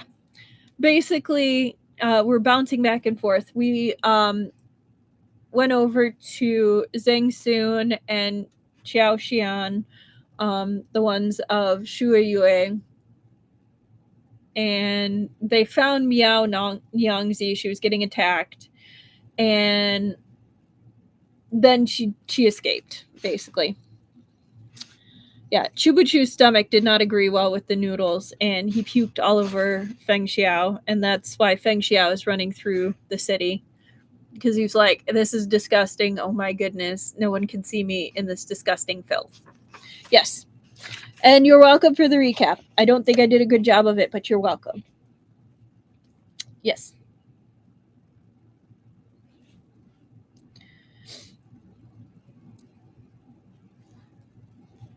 Oh, hang on 1 second. Sorry.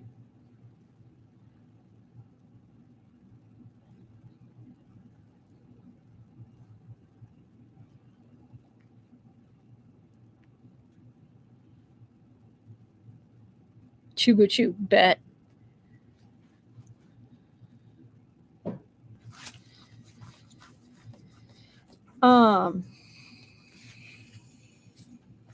Wait a minute.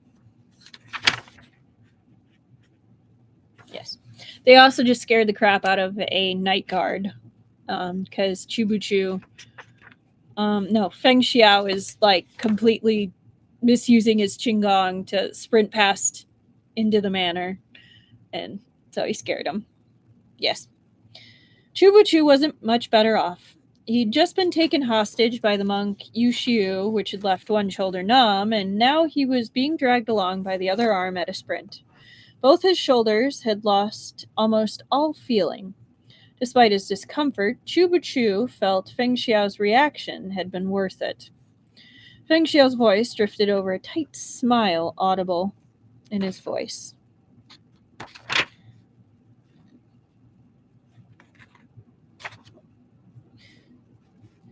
Housemaster Chu looks quite pleased with himself. Chubuchu suppressed the slight curve of his lips and said, I'm just happy for Deputy Chief Feng. You've obtained a new clue in the case, so perhaps that veil will soon fall away and reveal the truth. Feng Xiao snorted faintly. He didn't deign to reply, but Chubuchu sensed multiple meanings contained within that snort. First, once I change, I'll get you for this. Second, you've got a lot of nerve still jumping about while you're at my mercy. Don't you have anything better to do? And third, I'm going to make you beg for death and cry for your mother. I'll make you regret you were ever born. Chubuchu raised his eyebrows, entirely unafraid. So what? When they arrived at Chushan Manor, Feng Xiao tossed him aside without a word and rushed to bathe and change. Chubuchu was no martial artist. He was hauling around an ailing body and couldn't run even if he wanted to. Besides, those Jijian Bureau cavalry, the Eagle Riders, were still about, so Feng Xiao wasn't worried he might overestimate himself and make a break for it. In any case, Chubuchu would never run. He returned to his room, washed up, and asked the maid for some snacks. This late at night, the stoves were no longer lit. It would be some time before they could cook anything. But there were pre-prepared snacks, and the maid worked fast. Soon enough, she brought a tray along with some information. About the lead you gave them. Xiao Niangzi's group pursued the target, but lost her. She wants to know what they should do next.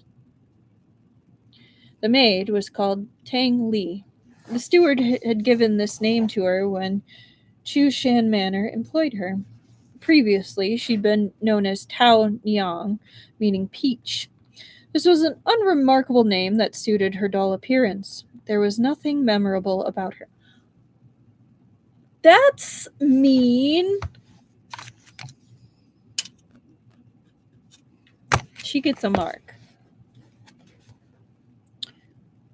All the way back when Feng Xiao had received orders to escort the Cochinese envoy to the capital, Chubuchu had guessed Magistrate Zhao would open his private manor to host Feng Xiao. And with that, Tang Li smoothly became a woman whose poor family had sold her into the manor. I mean, I guess it helps with the spy work, but still, ouch. She hadn't been assigned to Chubuchu at first, but the maid attending him had come down with a sudden stomach bug yesterday and was now bedridden with vomiting and diarrhea. The work couldn't wait, so the steward had reassigned the ever-dutiful and obedient Tang Li. Whether she was truly dutiful and obedient, or only allowing the steward to believe so, no longer mattered. Feng Xiao and Pei Jingzi were absorbed in their investigation and paid little attention to trivial details like the reassignment of a household maid. Thus Tang Li brought Chubuchu all the information Xiao Xian and Zhang Sun Bo He had obtained in the past 2 days, with no one the wiser.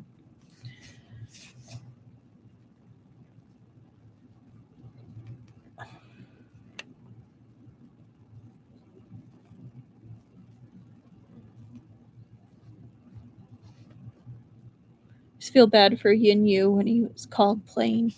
He wasn't that plain either, though. Like, he looked decent. They're just harsh. Chubuchu looked contemplative. The cold moonlight illuminated his profile and lent it a hint of translucency. Not transcendent. It's very different. Translucency. Tang Li snatched the briefest look before dropping her head.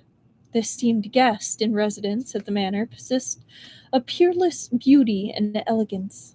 Yet compared to Feng Xiao's bright and dazzling looks, Tang Li found Lord Chief Chubuchu more pleasing to the eye. Anyone except Shai Lian would look plain beside Hua Chang. That's true. The eye of the beholder, literal one eye. I know, right? I love when we get illustrations of these plain characters and they're gorgeous. Reminds me of Yin Yu. Yin Yu is adorable. I love Yin Yu. That and also like his relationship with his Shidi. Beware the bland ones. Yes. Tang Li found Lord Chief Chu Bu Chu more pleasing to the eye. It was just that his complexion was rather awful. Was your lordship injured? Should this subordinate bring some medicine? Tang Li asked. Do you know anything of massage? Asked Chu Bu Chu. Both my shoulders are sore. This subordinate will try, she said, and stepped behind Chu Bu Chu. When she attempted to press his acupoints, she heard him hiss softly. Your lordship probably pulled some muscles, but your bones are unharmed. The massage will hurt a little. Do what you need to do. I've always been good at enduring pain. Chubuchu's words were self-mocking, but his tone was relaxed. Tang Li stopped hesitating and kneaded Chubuchu's shoulders as she continued her report. When she mentioned that Miao Niangzi had said something strange to Qiao Xian, then repeated herself in Chinese when Qiao Xian and Zhang Sun couldn't understand her, Chubuchu stopped her. What exactly did the target say? Did she tell you? I agree that Yin Yu's adorable. He is. She did. Tang Li nodded.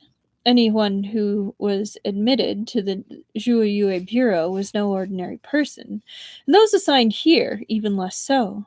Tang Li obediently parroted Miao Niangzi's words. Though they'd been passed to her via Qiao Xian, she repeated them with near-perfect accuracy.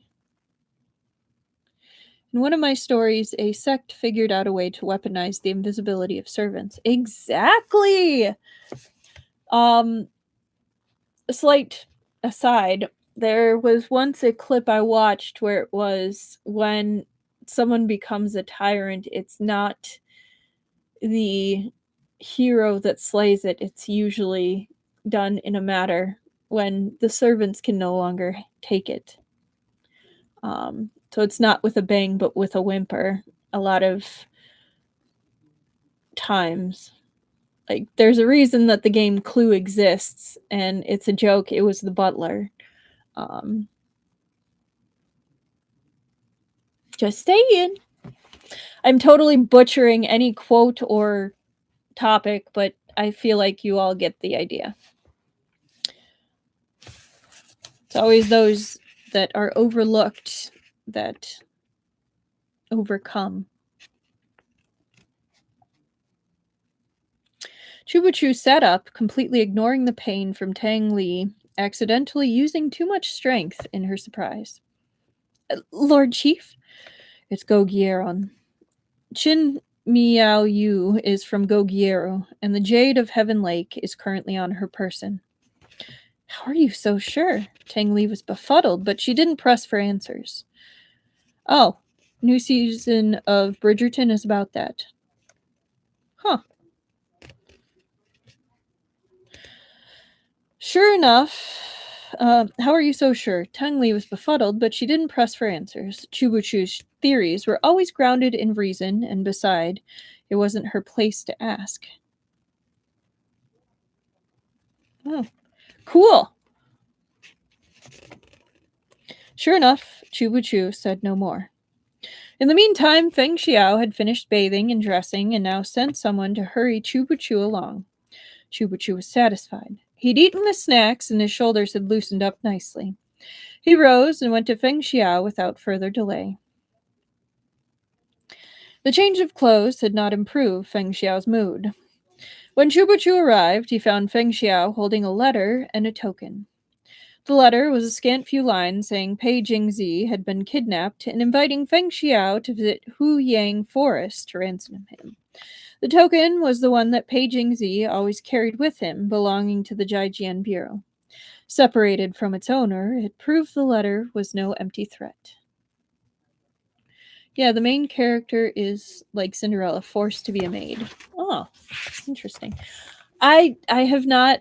It's one of those... I haven't watched Bridgerton. I have seen, like, shorts about it, and it looks interesting. I just don't have the time. And when I do have the time, I usually read a book. Or just mindlessly zone on YouTube, let's be real.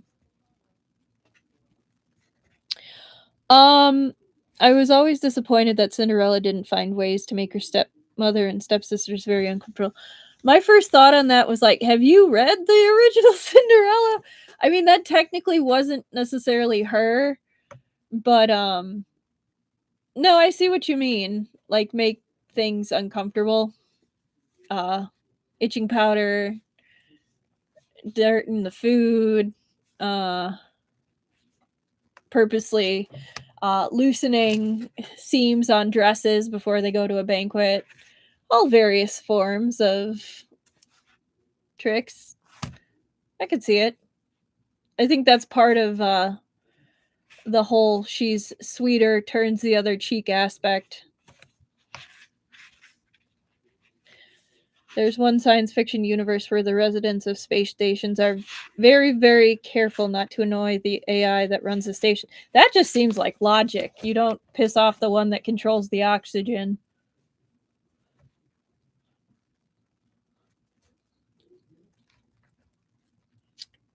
Um, so the saying went, Xiang Zhuang's sword dance is for the Duke of Pei. So it's a saying that originates in the Hongmen banquet incident of 206 BC, in which future Han Emperor Liu Bang, the Duke of Pei, escaped an attempted murder by his rival Xiang Yu during a sword dance at a feast held in Liu Bang's honor. Getting clothes a size too small. That's another one. The true target of this maneuver was obvious. They weren't after Pei Jingzi at all, but Feng Xiao, and presumably the Jade of Heaven Lake. Oh, for the love of. He never accomplishes anything, yet he can always make things worse, Feng Xiao cursed. Foer, Chu Buchi speculated. Perhaps. Feng Xiao rubbed his fingers together and the letter crumbled to powder. You're going? What else can I do? Heat works too. Chubuchu was surprised. Deputy Chief Fang doesn't seem like a man who values sentiment and righteousness, yet he cares so deeply for the life of one subordinate. His father saved me once. Chubuchu shook his head. That still doesn't seem like you. Then, in your opinion, what should I do? Send them a reply. Kill him if you wish. Not gonna lie, that piece of history was wild. Yeah.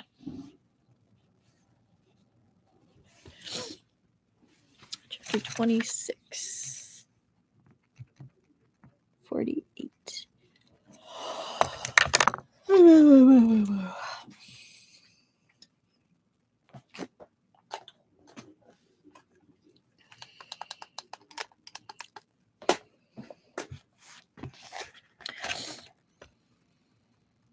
All right, chapter 26.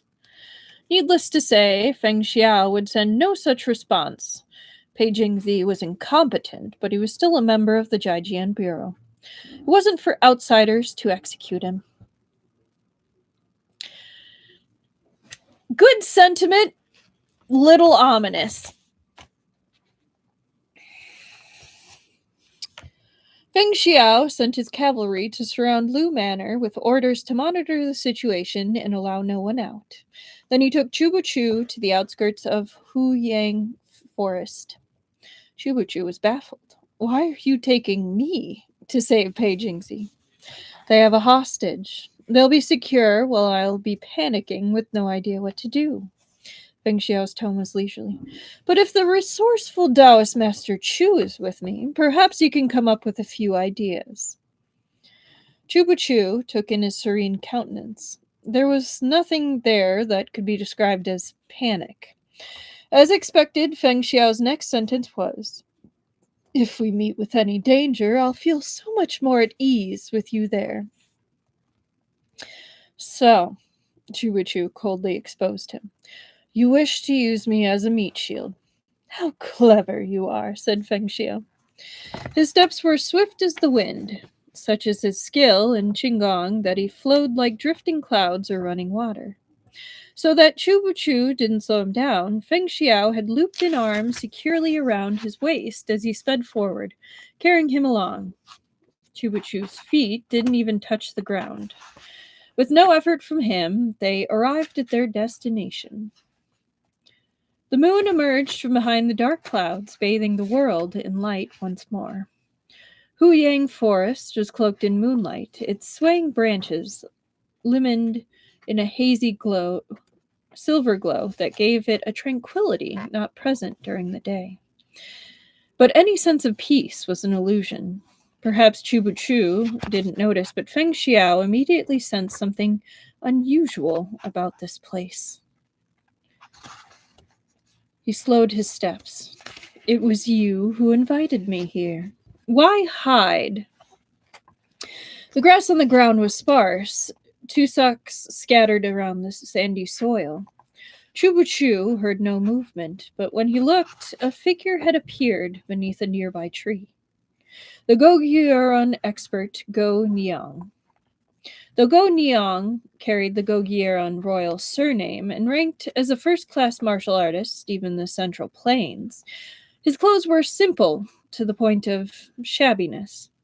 He traveled thousands of miles in the same gray robes, growing even dustier and more travel-worn, yet he cared little for such things. From the moment he appeared, his eyes were fixed unswervingly on Feng Xiao. He didn't so much as glance at Chubuchu beside him. Obviously, this wasn't because Feng Xiao's beauty had captivated him. He now regarded Feng Xiao as a sworn and lifelong enemy and was determined to defeat him. "Where is my subordinate?" asked Feng Xiao. Go Niang's reply was succinct. Succinct. I was like, wait a minute. Succinct. Not here. His Chinese was halting and his tone was brisk, harsher than the cold night air. Feng Xiao chuckled. I knew Pei Jingzi wouldn't be so foolish. Even if you managed to take his token, he wouldn't allow himself to be captured. So tell me, who are your accomplices? Does the number one martial artist of Goguryeo make a habit of slinking around like a rat? It seems Goguryons only know how to scurry about in the dark. Anger shone on Go Niang's face. His hands went to his sword, but before he could draw it, a voice drifted over. He's trying to provoke you. Pay him no mind. Oh, it's a man. Another man stepped out from behind a stone. Until that moment, he'd kept his breathing so low and remained so still, even Feng Xiao had failed to notice him. Someone that skilled who also happened to be in Lugong City and wanted Feng Xiao dead. It could be no one else. If it's not the number one Gokturk martial artist, did you lose something here? Shall I help your search? Feng Xiao's eyes widened in mock surprise. You were distracted during our fight today. I seek a rematch, said Foer. This is the first time I've heard someone describe an ambush in such a novel and refined way, said Chubuchu. You're not from the Central Plains, so perhaps you don't know these more adept words. Brash, brazen, underhanded, unscrupulous, debased, shameless, treacherous, and conniving. Does that about cover it? His tone was cool, yet he listed them all in a single breath, growing increasingly sarcastic. Judging from the way Foer and Go Niang's faces flushed alternately green and white, they certainly understood at least some of it. Never have I found you as adorable and admirable as I do now, Choo-Choo, chirped Feng Xiao happily. He does have a sharp tongue. I beg Fang Lang Jun not to read anything into it. Just stick to calling me Taoist Master Chu, or I'll break out in hives. These Central Plainsmen, Go Niang snarled, interrupting them. A quick tongue and nothing more. He drew his sword, sweeping towards Feng Xiao. The sword glare came cold and swift, like a spear of light piercing the moon, faster than when he moved to take Pei Jingzi hostage earlier. At the same time, Foer attacked from the other side, and the two closed in on Feng Xiao from the left and right. They were clearly determined to kill him tonight. Yet Feng Xiao showed no sign of fear.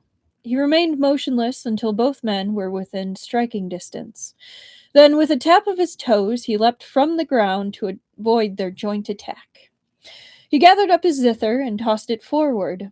In the same moment, he reversed direction, diving towards the ground, his palms strike accompanied by the zither's notes as they bombarded his adversaries. Foer and Go Yang had him surrounded, yet he handled them with ease and lost not an inch of ground. Though Chu Chu was hardly on good terms with Feng Xiao, they were in the same boat. If Feng Xiao lost here, no good fate awaited Chu Chu. Foer and Go Niang were a formidable combination, but Feng Xiao was a force to be reckoned with as well. For a time, the three seemed evenly matched. If Feng Xiao seized the momentum, he might even win. After observing this, Chu Chu relaxed and edged towards a nearby boulder, ready to sit and watch the fight. Suddenly, the hair on the back of his neck stood on end as if someone had blown lightly on his nape. Oh, I hate that. I hate that. There was no one there. It was an instinctive reaction to danger. Chu Chu knew no martial arts, but over his many years of illness, his body had absorbed all sorts of drugs. As a result, his five senses were greatly sharpened.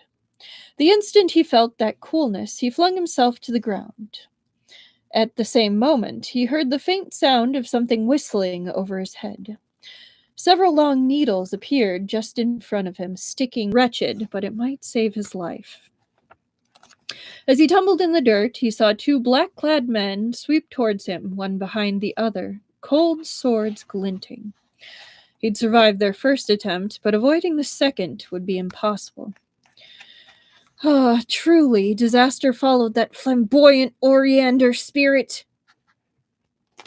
For all his plots and calculations, Chu Chu never imagined he'd die not at the hands of his foes, nor even from illness, but instead thanks to Feng Xiao dragging him into this business.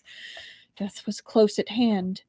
He had no time to curse, but in his racing mind, he'd already paid his respects to dozens of generations of Feng Xiao's ancestors, right through the dynasties of Xia, Shang, Shou, and the three sovereigns and 5 emperors. So, prehistoric mythological deities and sages said to have ruled China between creation of the world and the Xia dynasty. Credited with many critical cultural developments such as writing, farming, medicine, fire, architecture, and silk. If you ever have time, look into the process of how silk is made. It's wild. On the outside, he simply closed his eyes and accepted his fate. Perhaps Chu Chu's frenzied cursing had some effect. Those 2 swords never landed, and no unexpected agony tore through his body. He instead heard the sounds of fighting. He opened his eyes to find Feng Xiao had leapt over in time to block the killing blows of the assassin. It is so cool. Sassy mad baby. With this, the number of his enemies increased from 2 to 4. Feng Xiao didn't even spare a second to mock Chu Chu. It was clear the fight was beginning to tax him. The moment he was out of danger, Chu Chu cried, "Those 2 are assassins from the 13 floors of Yunhai. They carry poison needles." A representative of the 13 floors of Yunhai had appeared earlier that night. Bing Xian, the woman in yellow, had exposed their identity. This, combined with a lack of opportunity, meant they'd simply turned and left. Neither Chu Chu nor Feng Xiao had expected them to join forces with Foer and Go Niang.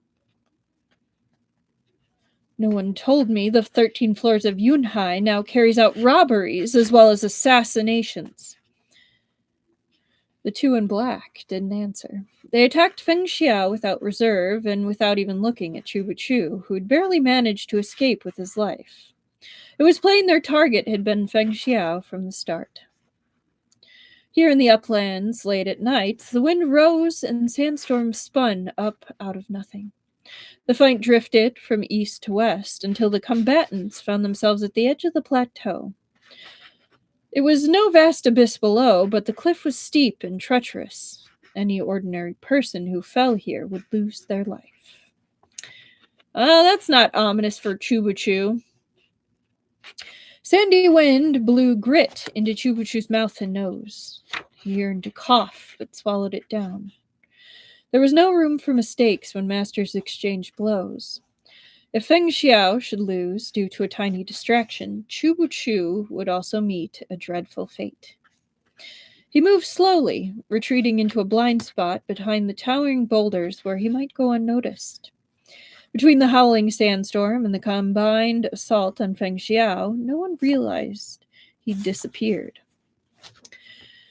From the moment the two members of the 13th floors of Yunhai had joined the fight, the balance had begun to tip.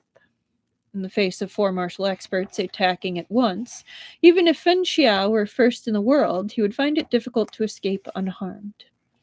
On top of that, two of the attackers were from outside the Central Plains, while two others were assassins. None were beholden to martial codes of morality and chivalry, and they had no scruples about fighting many on one or using underhanded tactics. They'd already launched several volleys of hidden weapons. Feng Xiao had been hit twice, once in the shoulder and once in the abdomen. His attacks began to slow. I like how the text keeps insisting there's nothing to see here. There's nothing to see here. Pew, pew, pew, pew, pew, pew, pew. Foer saw his opportunity and took it. He flung out a palm and knocked Feng Xiao off the cliff, while Gonyang kicked his zither in the opposite direction. Feng Xiao fell from the edge and disappeared from sight. The assassins from the 13 floors of Yunhai were determined to finish the job. They dove down after him. The sand swirled wildly, mixing with the rain and snow. Even the best fighters would find it hard to withstand. Gonyang and Foer weren't acquainted. They'd only allied to take down Feng Xiao, now that their foe had fallen and they were on guard once more. Unlike the assassins, they weren't desperate enough to press on in such terrible weather. They turned and left, one to the east and one to the west, their figures quickly vanishing into the wind and snow. Chubuchu waited a long interval, until he deemed both were sufficiently far away. Then he slowly inched towards the edge of the plateau and peered down. No matter how keen his eyesight, there was a limit to what he could see in the dark of the night. Even if Feng Xiao had survived the fall, a single stab from the assassins would put him in his grave. Well, specifically that Chubuchu is just an ordinary person. Yes. Chubuchu clicked his tongue. He did feel it was rather a shame for such an unparalleled beauty to be reduced to bone. At the same time, he rejoiced. Feng Xiao's death meant that the Zhaijian Bureau's glory was certain to wane, and that would make room for the Shuyue Bureau to shine brighter. Whew, that's a little harsh. As he considered this, a faint voice reached his ear. Pull me up. Chubuchu looked around for the source of the sound, then reached over the edge and groped at the side of the cliff. After fumbling a moment, he touched a hand. The hand clutched his fiercely, and Chubuchu was almost dragged over the edge. He barely managed to stop his downward slide. Pull me up! Oh, Feng Xiao's voice was weak. Its softness sounded more like the fear of being overheard. Oh, its softness sounded like more than fear of being overheard. He must have suffered serious injury. How lucky you are, Chubuchu couldn't help but sigh. Feng Xiao snorted. Someone like me, unmatched in both beauty and charm, is naturally afforded the protection of heaven. How could those thugs do me serious harm? But now you need me to save you. Once we're back, I'll give you your freedom, said Feng Xiao. You may come and go as you please. Chubuchu thought, if I wanted to go, there's already nothing you can do to stop me. That's worthless. Promise me something and I'll pull you up. Anything, Feng Xiao said impatiently. Just pull me up first. He kept his voice low, lest the assassins from the 13 floors of Yunhai overhear. Call me Daddy 3 times and I'll do it, said Chubuchu. Feng Xiao is speechless. Okay, so explaining this for anyone who doesn't understand, like calling people ancestor or daddy or grandpa, very much a hierarchy thing. So having in call me daddy, it's not a sexual thing. Okay, it's not necessarily a sexual thing, but it's more just like call me like I'm greater than you are, basically. I'm above you.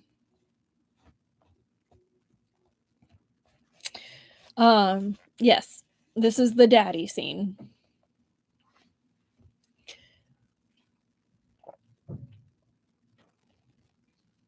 Pulling rank. Thank you, Truffle. Yes, that is a much better way of saying it.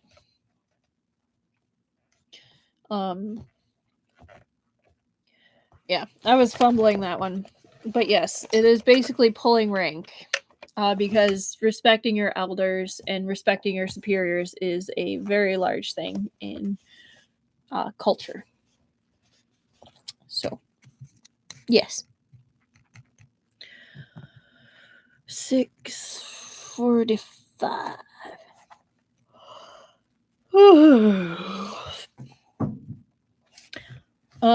Did I show the picture? I didn't show the picture. My bad. I just wanted to keep going, I guess. That is like too much of a gazing fondly sort of look for this scene. I keep blushing.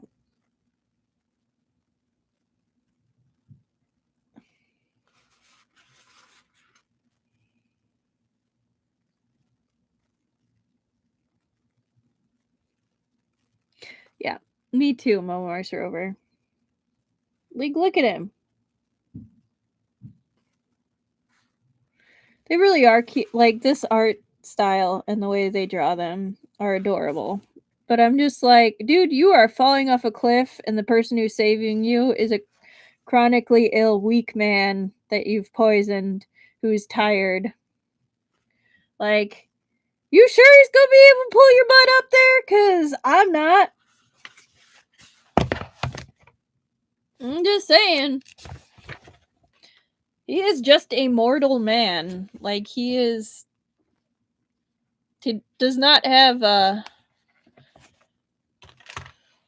to help. All right. For realsies now with chapter 27. Let me fix 8:30.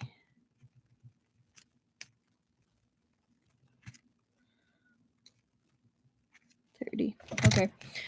27. One's dignity or one's life. Which was more important? Perhaps someone would cling to their dignity even in the face of hellish torture, but that was certainly not Feng Xiao's style. He chose the second option without hesitation. Daddy, he said. His voice was feeble, carried away by the wind and snow. It sounded more like a moan. I can't hear you. Pull me up. I don't have the strength. Chubachu sneered. You can say all that when you have no strength that you can't manage a single daddy. Thanks to Tanli's earlier shoulder massage, Chubachu had regained some function in both arms. Feng Xiao must also have found some foothold among the rocks. Otherwise, after Chubachu had almost lost his arm earlier that night, there was no way he'd been able to have supported Feng Xiao's weight. What was I saying? Daddy! Daddy! The first daddy was inflicted upward, the second down. Daddy. These litting syllables weren't from the strain of yelling over the wail of the blizzard, but the product of Feng Xiao's boundless chagrin. The delicate woman had cried out like this. It would have been pitiful, but Feng Xiao's calling in a falsetto only made Chubachu break out in goose flesh, and he almost lost his grip and dropped it. Daddy! Daddy! At that moment, Feng Xiao suddenly plummeted downward, dragging Chubuchu with him. The gale tore past, and sand blinded his eyes. He'd fallen without even time to grab at the stones on the cliff's edge. There were many situations in this world that no amount of wisdom could anticipate, and this was one of them. Chubuchu had never expected Feng Xiao would really fall. Feng Xiao had his martial arts, so the fall wouldn't necessarily kill him. But at this height, it would undoubtedly be fatal for an ordinary man like Chubuchu. The instant he was yanked down, Chubuchu resigned himself to death. He quickly realized, however, that Feng Xiao wasn't really plummeting. After a quick drop, he found his footing and pulled Chubuchu into a recess in the rocks, a narrow cave. They stared blankly at each other across the darkness, panting harshly. Outside, the blizzard screamed and the moon hid behind the clouds. No trace of light filtered into their hideout. Over the sound of the wind, Chubuchu gasped, "You!" A hand was clasped over his mouth, and Feng Xiao pressed against him, pinning him to the cave wall so he could no longer move. The cave was halfway down the steep side of the plateau, likely carved out by years of wind erosion. There was little space, and it grew only more cramped, with two people squeezed together inside. Chubuchu was fairly confident Feng Xiao wasn't doing this just to mess with him. He remained motionless and didn't struggle. Sure enough, there was a lull in the wind and snow, and a black shadow swept past outside. Chubuchu's eyes were sharp. He recognized the shadow as one of the assassins who jumped down to find Feng Xiao. In Feng Xiao's current condition, there was no question of him fighting one against two. If he and Chubuchu had remained on the cliff's edge, they'd have doubtlessly been discovered. The figures suddenly stopped and hooked their feet around the stones jutting out over the crevice, hanging upside down to peer inside. The interior was narrow and black as pitch. It was impossible to make out anything within. Feng Xiao didn't need to speak. Chubuchu was already holding his breath, perfectly focused. The only thing he didn't do was slow his heartbeat. The assassin hesitated a moment, as if considering whether to search inside. Chubuchu, pressed against him, felt Feng Xiao shift and heard a brief rustling. Then something seemed to explode overhead, bursting outward with the sound of wings flapping. The unsuspecting assassin reeled back as the flock of bats burst from the crevice. They struck out with a palm, but only drew a deeper and denser mass of bats. Caught entirely off guard, the assassin's face was scratched bloody. They lost their balance and tumbled down the cliff. Chubuchu never imagined that there could be so many slumbering bats hidden in this small crevice. The feeling of the massive flock sweeping down past his head wasn't much better than the feeling of staring death in the face. It was worse still for the fastidious Feng Xiao. All the washing and changing he'd done before they left was completely in vain. If they made it back, the man would probably have to scrub off a layer or two of skin. The thought gave Chubuchu a fierce pleasure, and his current treacherous circumstances no longer felt so unbearable.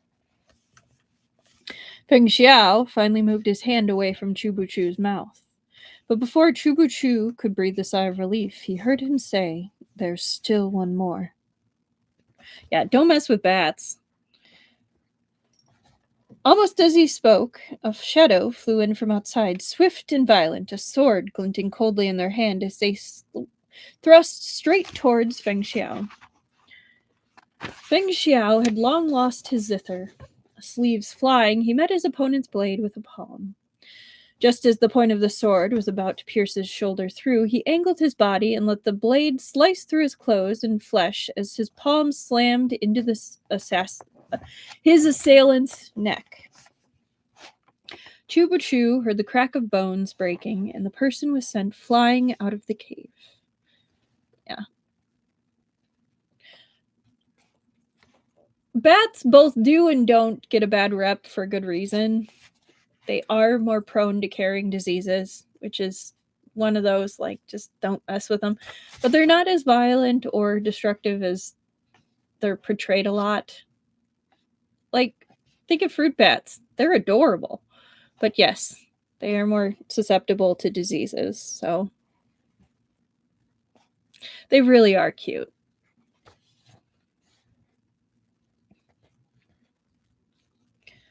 Same thing with like just don't touch birds. Or like wild birds.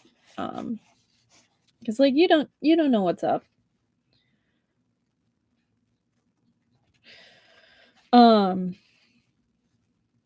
Chubuchu heard the crack of bones breaking and the person was sent flying out of the cave. I've had to remove two from two different houses. They are tricky to get outside. I mean, if a giant came at me trying to get me out of where I was staying, I'd be pretty difficult about it. Eastern red bats are adorable too. I like their big ears. As for the two assassins from the 13 floors of Yunhai, Feng Xiao had killed one and the other had plummeted down the slope and was probably more dead than alive. Even if they survived, they'd be unconscious for a while yet. I can't walk, said Feng Xiao feebly. This cave isn't far from the top. I'll climb up and go get help. Oh, said Feng Xiao. Then go. Chubuchu's mouth twitched. Let go of me. Feng Xiao was clutching his wrist in an iron grip. I really do want to let go, said Feng Xiao innocently, but my hand won't obey me. There's nothing I can do. He was sure that if Chubuchu left, he would never return. Even if Pei Jingzi could find him here, he likely wouldn't make it until daybreak. The night was young. Much could happen. We can work together, said Chubuchu. Explain, said Feng Xiao. You're investigating a case right now. I happen to have a lead that can help you and will help you crack it. I can tell you what I know. Why didn't you say so earlier? I was only recently informed. So, you've been passing secret messages behind my back. Chubuchu was unmoved. Do you want to know or not?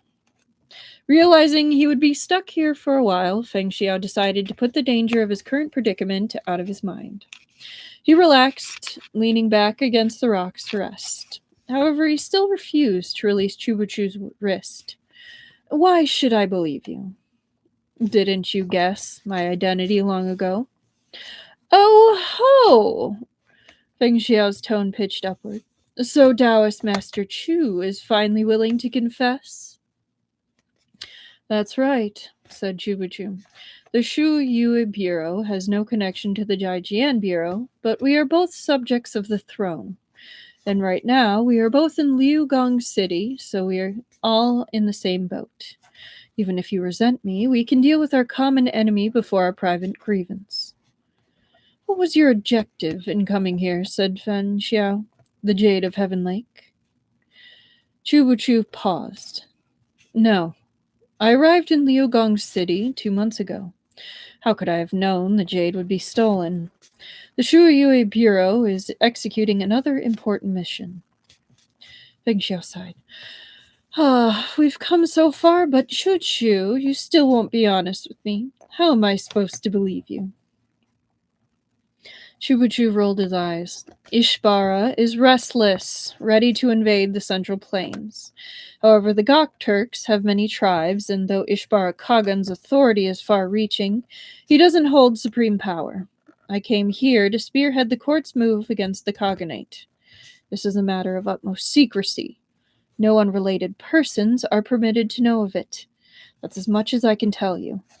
With your smarts, you can easily guess the truth, so surely I needn't say more. Feng Xiao pondered this.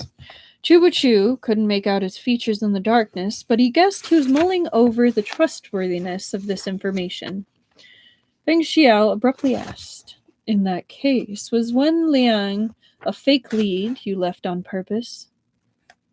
Chubuchu said nothing, but his silence was tacit confirmation. Feng Xiao swiftly linked together a winding string of cause and effect and realized something. Although Chubuchu had been at his side all this time, drugged with incense of helplessness, sickly and feeble, he'd somehow managed to lead Feng Xiao by the nose throughout the entire case. Feng Xiao's fingers itched, and he longed to yank Chubuchu's head off and kick it around like a ball.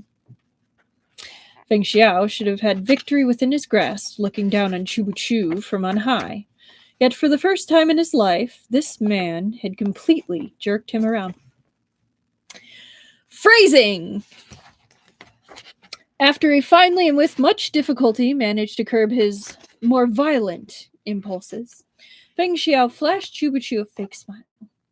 Could I trouble Taoist Master Chu to explain more clearly? When we went to capture Wen Liang, people plotting against him suddenly emerged. You incited them to action in order to mislead me, right? And yes, local brown bats are also cute. They're little, like, hooked claw thingies. Are endearing. Chapter 28. 221. 15. Chapter 28. Since the time of the Wei and Shou dynasties, hundreds of years before, the shadow of the Gokturk Khaganate had loomed over the north. In the interest of maintaining a fragile peace, generations of emperors had practiced appeasement and reconciliation, narrowly avoiding direct conflict.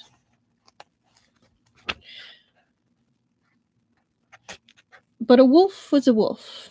It didn't forget its hunter instincts just because it was fed for a while. The moment a meal was late, its ferocity would surge to the surface and it would bare its fangs to bite. During the northern Zhou dynasty, Princess Qianjin had married Ishbara Khagan to seal the alliance between the Central Plains and the Khaganate.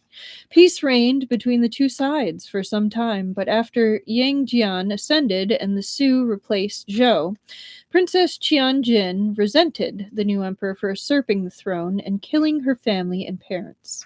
She encouraged her husband Ishbara to invade the Central Plains. Ishbara himself wasn't a timid man. He was driven and saw the Su dynasty surrounded by foes on all sides. Glimpsing an opportunity for the Khaganate to crush their enemies and expand, he steered his boat into the current and agreed to his wife's request, dispatching troops to invade the Su dynasty. The war had begun the year before last, and fighting had continued intermittently since.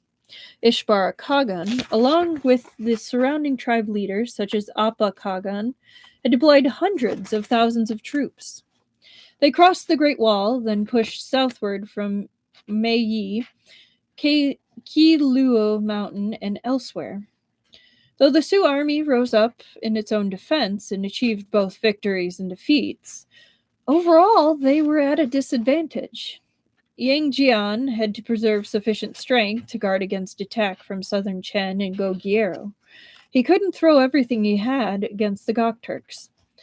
Thus, he had no choice but to take a multi-pronged approach. He made overtures to Princess Qianjin aimed to stabilize his relationship with the Chen dynasty and leverage existing conflicts between the various Gokturk tribes to divide them and diminish their strength. It was under these circumstances that Chubuchu had arrived in this remote western city. Cavalry commander Zhang Sun Shang and crown servant Yuan Huai had received secret orders from the emperor and set out, one to Huang Long and one to Yi Wu, to treat with Bagha and Tardu Khagan, who had conflicting interests in a poor relationship with Ishbara Khagan. Meanwhile, Chubuchu was ordered to liaise with the envoy of Appa Khagan and persuade him out of an alliance with Ishbara. Thus did they plan to divide the Khaganate from within. All right. 1, super proud of how I said all those. 2, I apologize if I didn't say them correctly. I did my best. I am not fluent in I'm not fluent, okay? I'm trying. I'm not fluent in Chinese.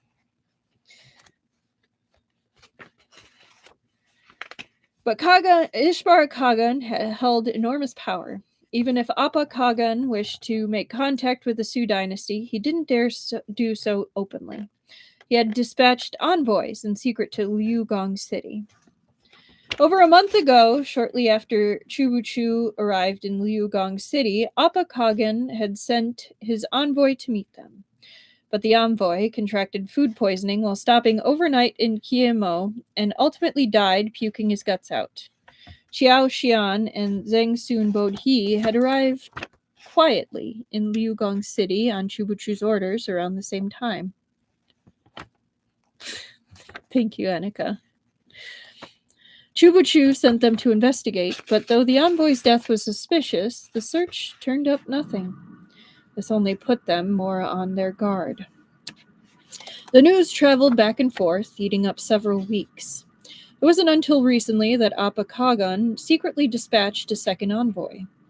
This trip had been arranged with even greater secrecy, and it had been agreed that the Shuyue Bureau's scouts would only send word to their chief when the envoy arrived in Chiemo. Now that word had come, the envoy was sure to arrive within the next handful of days. This was Chubuchu's mission, and it should have had nothing to do with the duties of the Jijian Bureau. But then the Khotanese envoy had been murdered and the jade stolen. He was already in Liugong City. He wouldn't have been Chubuchu if he sat by and had done nothing. Feng Xiao himself had shared the leads in the case with him, and it was from this that he hit upon the key evidence of the cold plum blossom fragrance. He'd passed the message to Qiao Xian and Zhang Sun Bodhi, sending them to investigate this clue in an attempt to find the jade first and steal the credit from Shuyue Bureau. Feng Xiao had hardly let Chubuchu out of his sight, yet he'd never imagined that the newly opened Wu Wei house they'd patronized had been established by the Shuyue Bureau for the purpose of espionage. We all do our best, and honestly, those names are super difficult. Thank you. Chubuchu had also intentionally misled Feng Xiao. It was he who passed word to Zhang Sun to hide in the crowd and attack Wen Liang with the needle. Feng Xiao had noticed and stopped it, leading him and his team to mistakenly believe Wen Liang was a key figure in the investigation. Now that he'd agreed to cooperate with Feng Xiao, Chubuchu briefly outlined the details. He didn't reveal everything, but only what he thought was necessary. After listening, Feng Xiao sighed. Taoist Master Chu was by my side the entire time, never leaving for a moment. Yet he was capable of hamstringing my entire investigation. Truly amazing. Even sitting in a cramped, dark, and smelly crevice, Chubuchu couldn't help his buoyant mood. The corners of his lips curved slightly. Hadn't you already guessed Wen Liang was the red herring? Feng Xiao sighed again. If I'm not mistaken, Foer's target wasn't me, but you. Appa Kagan had approached the Sioux court. Even if he didn't pledge his loyalty, he wanted to ally with them. The various Gokturk tribes were wary of their fellows, but they also provided mutual assistance. Word of this would inevitably make its way back to Ishbara Kagan. And at the same time, Foer, Ishbara Kagan's #1 martial expert, had arrived in Liugong City. What, or who, was his goal? It was an intriguing question. Foer had no interest in the jade, but he was determined to kill Feng Xiao. There was only one explanation. He had mistakenly thought Feng Xiao was here to represent the court with Appa Kagan's envoy. If he wished to stop their secret negotiations, the surest way was to kill Feng Xiao. He could intimidate the Sioux dynasty and other Gokturk tribes in one fell swoop, thereby demonstrating the power of Ishbara Kagan. They'd be too fearful to act recklessly then. The deputy bureau chief was flamboyant and well-known, and thus he'd become Foer's target. Foer had never guessed that the one preparing to meet Appa Kagan's envoy in secret negotiations wasn't Feng Xiao at all, but Chubuchu. We both serve the throne. What's the difference between targeting you or targeting me? If we want to get into specifics, Deputy Bureau Chief Fang also used incense of helplessness on me, subjecting me to horrific torture. How should we settle this score? Feng Xiao shrugged, the picture of innocence. If you'd confessed your identity sooner, it would have never happened. If I confessed it sooner, you'd have been wary around me, hampering all my movements. Then how would I have found this crucial lead for you? We stared at each other, unblinking. Finally, Feng Xiao said, "What kind of cooperation are you proposing?" "Within the next few days, the envoy sent by Appa will arrive in Liugong City. Continue to keep Foer and everyone else with ulterior motives occupied. Don't let them upset the negotiations." "Very well. Then what's this lead you mentioned?"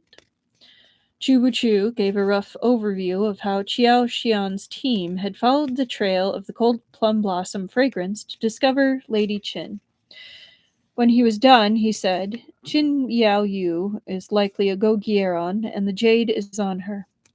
"How do you know?" Has she always been such a skilled martial artist? Had she always been such a skilled martial artist, she could have fled right after murdering him. There was no need for her to lurk in the city. My two subordinates fought her together, yet she managed to escape. We must assume her martial arts have improved greatly in a short period of time. Otherwise, how could she survive an impossible battle with only blind courage? The Jade of Heaven Lake. Chubuchu nodded. The Jade possesses the legendary ability to enhance one's martial arts within 10 days. She's injured now, so she won't be able to sneak out of the city at night. When you head back in the morning, gather some people and search the city. It shouldn't be difficult to find her. Feng Xiao mulled this over. Then, considering what her strength would have been a few days ago, she couldn't possibly have killed Yuqi Jinwu and his entire party by herself. Yet she escaped alone with the jade, Chubuchu continued. Whoever her companions are, they may also be searching for her. The jade stone Linlang Pavilion auctioned off was likely placed there by her accomplices. It wasn't done to deceive us, but to lure out Qin Miao Yu. But Qin Miao Yu discovered the secret of using the jade to improve her martial abilities, added Feng Xiao. She knows she's holding the real thing. She would never take the bait. The two of them finished each other's thoughts, one after the other. In this manner, they pieced together most of the original story. Finding Qin Miao Yu wasn't enough. They had to catch her accomplices too if they were to eliminate any future difficulties. What about Go Niang? How does he figure into this? He may have nothing to do with the case. Or perhaps someone was worried about Qin Miao Yu and her accomplices and sent him here as insurance. If you're interested, send people to look into him. Feng Xiao changed the subject. Chu Chu was sent here to meet privately with Appa's envoy. Your position in the Shu Yue Bureau must be quite high, no? You already know my identity. Won't you be honest with me as well? Shouldn't you? After all, we're so familiar with each other now. Who's familiar with you? Chubuchu couldn't help but murmur to himself. Feng Er's shamelessness knew no bounds, but outwardly he remained composed and pretended to ponder for a moment. At this point, I may as well come clean. In truth, my surname isn't Chu, and my given name isn't Buchu. Oh, Feng Xiao said, his tone teasing. My surname is Zhang Sun, and my given name is Bodhi, Deputy Chief of the Shu Yue Bureau. Somewhere in the city, Zhang Sun Bodhi sneezed. Oh boy. And that is where we end it for tonight and for this week. I have a feeling the hijinks are about to ramp up for a bit. But yes, what a funny way to end it for the weekend. Poor Zhang Sun Bodhi. Oh yeah, shenanigans are definitely in store. But another thing to mention, we are actually, I think, closing in on 1, 2. I think next week is when we finish this. Yeah, we finish this next week. Woo! And of course, you're welcome. Thank you all for joining in and commenting and listening and just being here. I enjoy doing this, and it's so much more fun with all of you. Have a wonderful weekend, everyone. Thank you, Esper Lady. Thank you, Truffle. Thank you, Momar's Rover. And I will definitely have fun this weekend. Good night, everyone. And anyone watching later, I hope you enjoyed. This book's been pretty fun. I know it's going to get serious eventually. Yeah, no, I agree. It went fast. But yeah, everyone, I hope you enjoy your weekend. And hopefully, I'll see you next time. Good night.